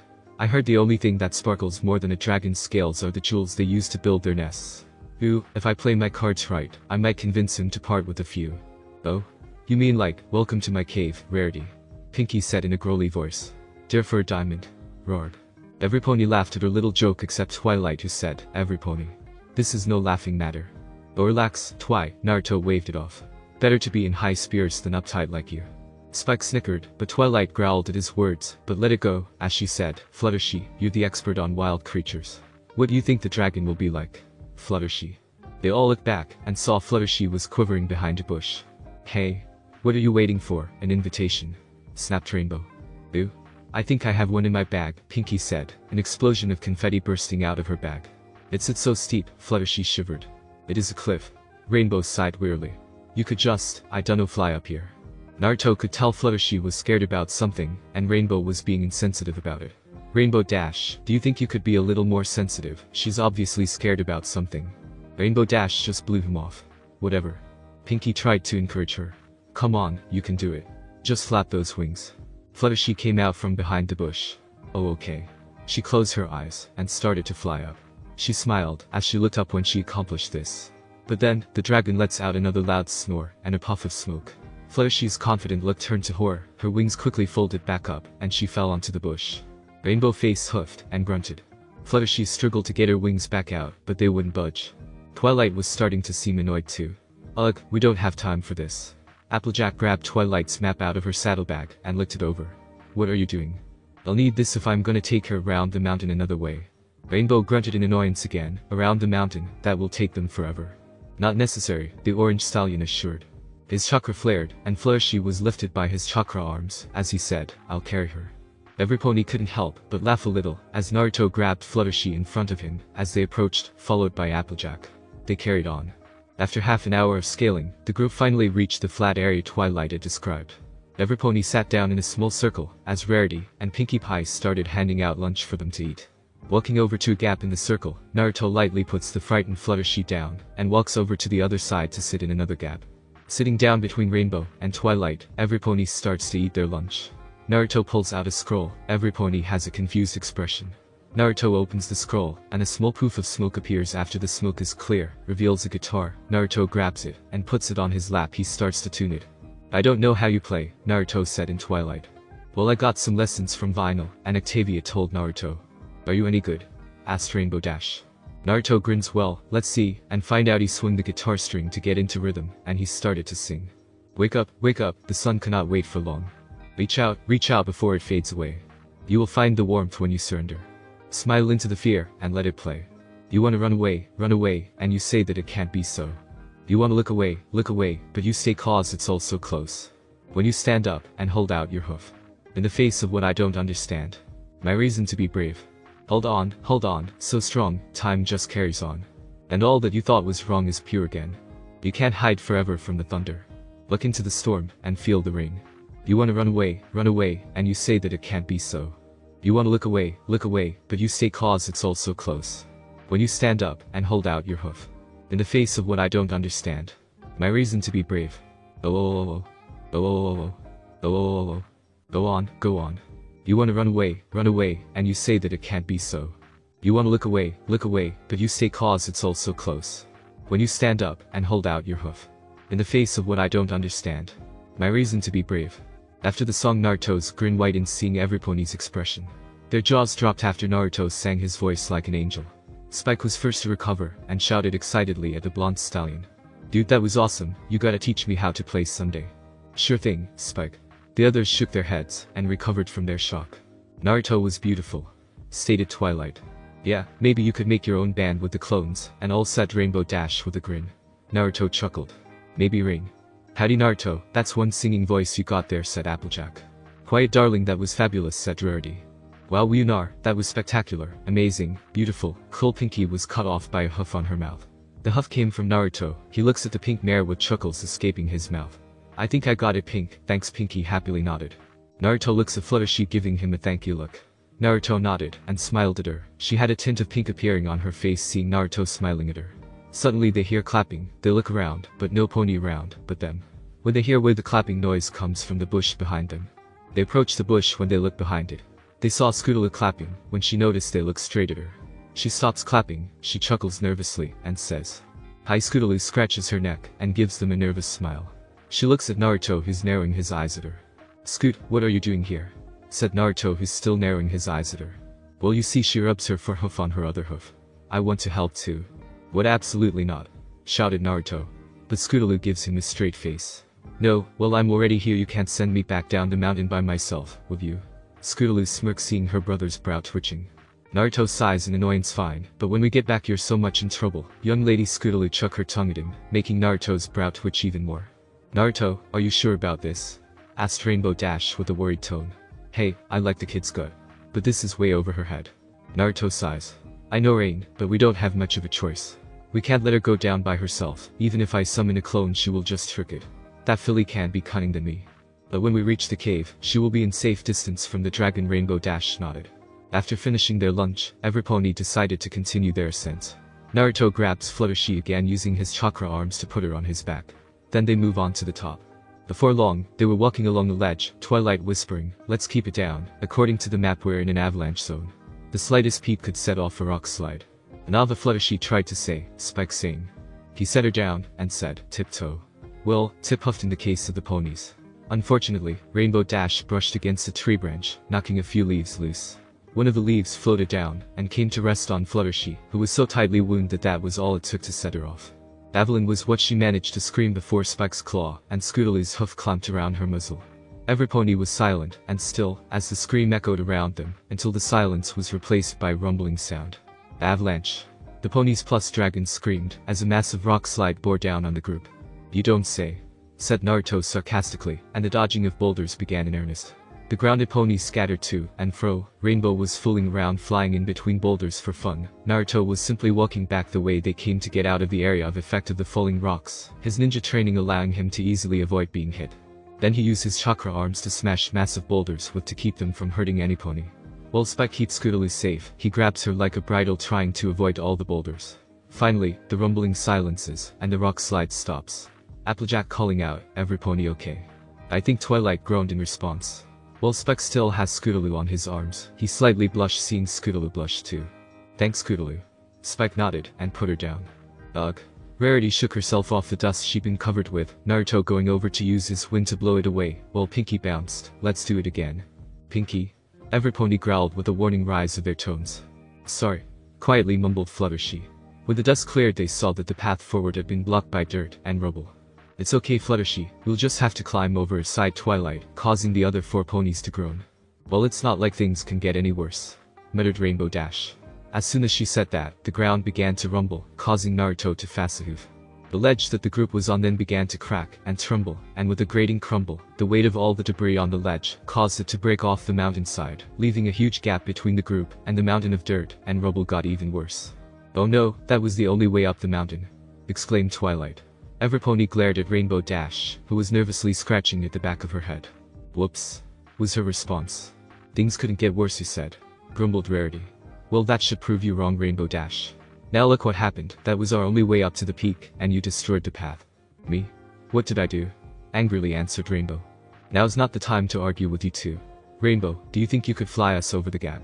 "Not a good idea, Sugarcube. I don't know much about rocks, but I'm sure what's left of the ledge over yonder is unstable. It could crumble under our hooves faster than a Big Mac can eat dinner," interjected Applejack. Twilight was starting to panic, but before she lost her reason, Naruto remembered something. "Twi, you forgot something," said Naruto.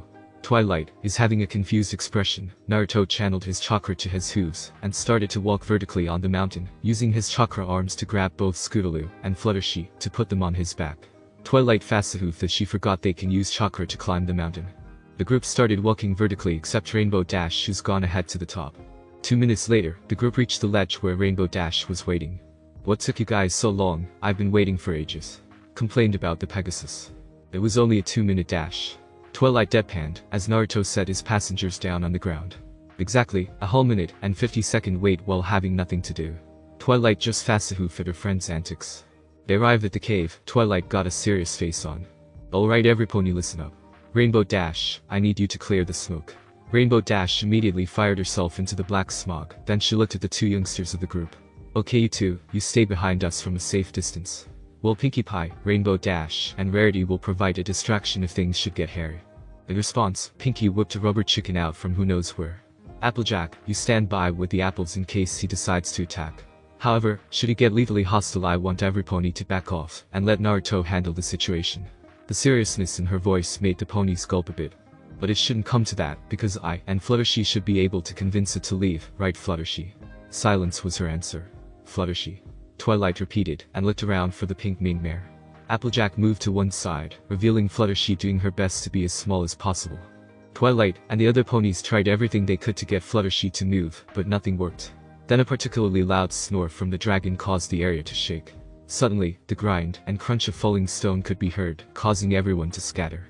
Moments later, the falling boulder hit the ledge and rolled a bit before coming to a stop at the lip of the ledge directly in front of the cave.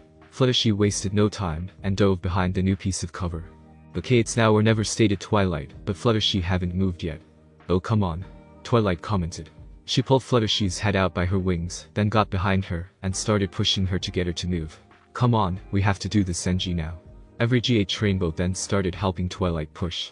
Every second longer than the dragon. Rarity then joined in. Another Applejack, Spike, and Scoodaloo then joined. Acre of Equestria covered in smoke. Finally Pinky just bumped into the whole group. Naruto stayed out of it though. He was just annoyed that the girls couldn't see that Fluttershy was just afraid. I can't go into the cave. The girl plus the dragon fell over from behind her. Oh great, she's scared of caves now too. Rainbow commented. It's not the cave, Rainbow, Naruto corrected. Fluttershy saying, Naruto's right. I'm not scared of caves, I'm scared of. What's up, Sugar Cube? Applejack asked. I'm scared of. What? Twilight snapped. I'm scared of dragons, Fluttershy finally blurted out, as did a snore and plume of smoke from the cave, much to every pony's chagrin. As it cleared, along with their throats from coughing, they noticed Fluttershy hiding behind Naruto. But Fluttershy, you have a wonderful talent dealing with all kinds of animals. Twilight reminded her. Yes, because they're not dragons, Fluttershy replied. Rainbow started. Oh come on, we saw you walk right up to a horrible manticore like it was nothing. Yes, because it wasn't a dragon. Pinky then chimed in, and pointed at Spike. Spike's a dragon, you're not afraid of him. Yeah, you're not afraid of me. First time we met you gobbled me, Spike stated. That's because you're so cute and adorable, replied Fluttershy. This earned Spike's twitching from his brow, and also he got giggles from the girls, while Naruto snickered. And also, because you're not a huge, gigantic, terrifying, enormous teeth gnashing, sharp scale having, horn wearing, smoke snoring, could eat a pony in one bite, totally all grown up dragon. The dragon's snore following her reason helped to emphasize Fluttershy's point, as she shivered fearfully. But if you're so afraid of dragons, Twilight brought up, why didn't you say something before we came all the way up here? Because she was afraid to, Naruto clarified. I can't believe you didn't notice. Twilight felt a little bad by that statement, as Naruto went on, saying to Fluttershy, Fluttershy, all of us are scared of that dragon too. I'm not. Naruto gave Rainbow a look, but repeated, all of us are scared of that dragon too. Not us, said Shukaku inside Naruto's mindscape. Ahem. Quiet you, Naruto snapped at the egotistical Pegasus mare, and the Psycho Tanuki, Applejack, and Kurama chuckled at the disgruntled look on their faces. But we've got a job to do, Applejack reminded the timid butter yellow Pegasus. So get in there with Twilight and Naruto, and show I and what year made it. Despite the encouraging looks she got from every pony, not including Rainbow, Fluttershy stuttered, I'm sorry, I just can't. Oh Fluttershy, Naruto whispered, as he watched their friends sulk away. So Twilight and Naruto went in by themselves. Don't think badly of Fluttershy, Twilight. Every pony has something they just aren't ready to face. I know, but I thought we could encourage her to do her part, Twilight replied, feeling guilty to be disappointed at their friend. But I suppose I should have been more sensitive to her feelings earlier. Even so, we have a job to do. Between the two of us, I'm sure we can convince the dragon to move on, right? Sure, no problem, Naruto smirked, as they went further in. There was no darkness because they could see light reflecting off a vast trove of gold and jewels, and napping atop it was a big, red, scary, smoke-snoring dragon. Finally seeing the beast up close, the two unicorns felt their drive deflate a little. Excuse me, Twilight called nervously, the dragon only shifting onto his back and scratching his belly. Mr. Dragon. Finally, his big scary reptilian eyes opened, Twilight starting to back away, while Naruto stood his ground. Oh good, you're awake. My name is Twilight Sparkle, this is my friend. The dragon simply yawned a bad case of morning breath onto the two, making them cover their noses with their hooves, Naruto saying, Naruto Uzumaki, at your service. We are here waved the bad breath away residents here in Equestria, Ponyville to be exact. We've come here to ask you to find a different place to take your nap, Twilight explained, for you see, as you snore you let out a constant plume of smoke. The dragon huffed smoke at them disdainfully, making them cough, but Twilight continued. Equestria simply can't survive 100 years in a dark haze, you understand don't you? The dragon growled, as he stretched his arms, and slumped down, again snorting smoke at them, and the message was, as loud and clear, as the two pony coughs. Smoke followed them on their way out, Rainbow coughing, so much for she coughed persuading him. Now what? Applejack asked. Obviously, Rarity stepped up, fluffing her mane, this situation calls for a little pony charm. Allow me, darlings. Rarity was taking a crack at dealing with the dragon. She was doing well, and lasted longer than both Naruto and Twilight, thus the group gathered near the cave mouth to see what Rarity was doing that was so successful. When they listened in, they found that Rarity was flattering the dragon, and it was working tremendously, until Rarity made the idiotic mistake of getting into his hoard. With a roar, the dragon slammed his tail down between Rarity and his pile of wealth, and with a deft motion, swatted the unicorn airway. Luckily Naruto appears behind Rarity, and Shunshin before the dragon's tail hurts her. When both of them arrived outside the cave, Rarity pouted, I was this close to getting that diamond. You mean, getting rid of the dragon? Twilight reminded her accusingly. Oh? Rarity tried to cover up, Twilight narrowing her eyes at the diva when they heard the root of a party favor and saw Pinky covered in party decorations. "Darling, you look ridiculous." "Exactly," Pinky said as she waddled into the cave. Sharing a laugh is a surefire way to get someone on your side. From inside they heard Pinky say, "Hi." There was a loud crash, and she stumbled out, saying, "Apparently he doesn't like laughing, heh, or sharing." Every pony face hooved. "Alright, that's it," snapped Rainbow. "We tried persuasion, charm, whatever it is Pinky tried. It's time to stop wasting time. I'm going in." "Dash, no," Naruto shouted, but Rainbow zoomed right up to the dragon, who raised his head at her sudden approach. "Get out," she yelled while bucking him in the snout. No sooner did she do that the dragon glared at her with a life-threatening growl that instantly dashed away Rainbow's bravado. Sorry." Now the dragon was mad. These ponies were disturbing his sleep, and this current one had dared to attack him. That was the last straw. No more Mr. Nice Dragon. Inhaling, the dragon let loose a ground-shaking roar of anger, sending Rainbow shooting out of the cave like a bolt. The dragon had also let loose a gout of flame at the Pegasus. Rainbow careened into the group, but her momentum was so strong she simply bowled every pony over and kept going, though this saved them from the fireball that shot out of the cave. Normally Rainbow would straighten out, then avoid the flaming projectile with ease, but something from earlier stopped that. Just as Rainbow Dash managed to regain control, she slammed right into the boulder from an earlier face first. The fireball was about to hit Rainbow Dash directly. Naruto appears in front of the fireball with a three-bladed kunai on his mouth. He grabbed the kunai with his chakra arms and held it in front of him, then suddenly a symbol appeared coming out of the kunai. The ponies don't know what the symbols mean except for Twilight. She recognizes some of the symbols. It was a formula she has been studying. When the fireball hits the symbol, it's like it is devoured by the symbol and disappears. Naruto was using Jikin-Kekai, time-space barrier, and he teleported the fireball to a different location. The dragon was in shock, but inhaled another fireball at the ponies. Scootaloo, who's gone to the cave, is also trying to get Rainbow Dash out. But her eyes went wide, and a fireball is going straight at her. Every pony gasps in horror. The fireball will hit Scootaloo. Naruto's face fills with horror seeing Scootaloo could die. He was about to spring up to her, but a purple blur ran past him. It was Spike. Spike remembered what Naruto said to him. To become strong is to protect what's precious to you. When a person or pony or dragon has something important they want to protect, that's when they can become truly strong. He has something to protect it from his friends. Spike stood in front of Scootaloo. "Spike, what are you doing?" shouted Scootaloo. Spike didn't listen. He inhaled deeply and found the flame within the will of fire. When he thought about the will of fire, he unleashes a huge green flame at the other huge flame. When two flames collided, the adult dragon's fireball disappeared within the green flame, then a vortex-like green flame appeared beside the dragon's head and released a fireball that hit him. The dragon was shocked that it was his fire that hit him. Of course dragons are fireproof, but still hurt a bit. But still, how did the little drake do that? When he looked at the baby drake closely, he saw the color of his scale. The dragon was in shock even more than the little drake was. Fluttershy gasped to see her friends, all groaning in a pile, and looked up to the dragon.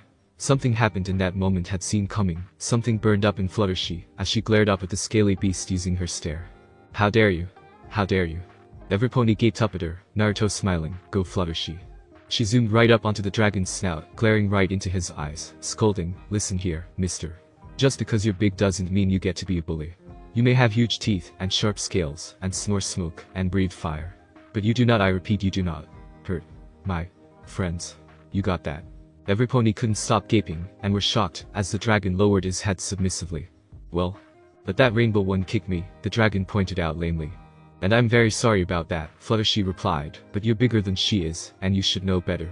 The dragon couldn't help but feel as though he was being scolded by his mother, and it invoked actual feelings of guilt, so he nodded. "You should also know better than to take a nap where your snoring can become a health hazard to other creatures," Fluttershy added. "But don't you but I me, mister." Fluttershy scolded, her eyes narrowed disapprovingly. "Now what do you have to say for yourself?" The dragon didn't know what to say. He was so confused with guilt and shock of being scolded by a pony. "I said, what do you have to say for yourself?" Fluttershy demanded. Finally the floodgates opened as the dragon started crying, Midnight throwing up a barrier to shield them from the tears. There, no need to cry," Fluttershy said soothingly. "You're not a bad dragon, you just made a bad decision. Now go pack your things, you just need to find a different place to sleep." The dragon wiped his tears and went inside to pack up while Fluttershy landed down, her friends cheering as they crowded around her. "You did it," Twilight cheered, Naruto adding, "I knew you could." They watched as the dragon took flight, carrying a large satchel, presumably holding all his things, as he disappeared into the sky. The dragon is miles away from, he remembered seeing a purple drake with the ponies.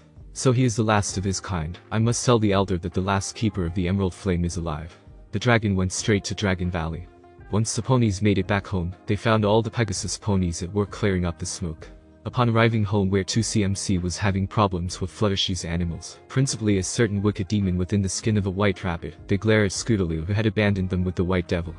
Naruto looks at Scootaloo giving her the look, as said we're going some special training. Naruto grinning at her evilly. She gulps before she faces her punishment. She quickly kisses Spike on the cheeks for saving her. Spike's eyes went wide, and stood still from the sudden kiss from Scootaloo. And also the two fillies' eyes went wide too. Scootaloo kissed Spike's cheeks.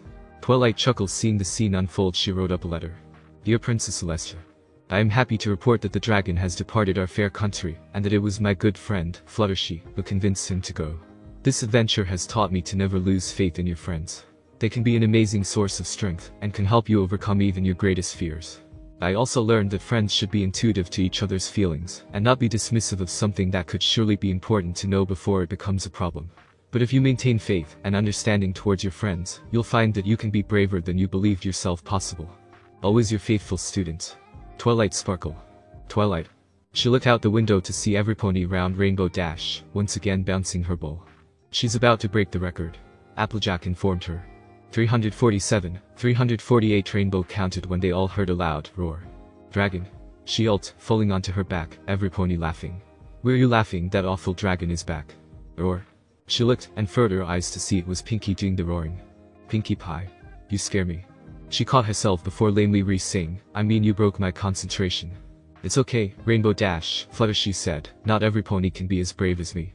Rainbow gave her a look and blew a leaf up, and it landed on Fluttershy's back, making her startle and yelp, every pony laughing at her, as well. Thanks for watching my video, and make sure to check out the author of this fanfic. Link is in the description. See you next time. Till then, sayonara.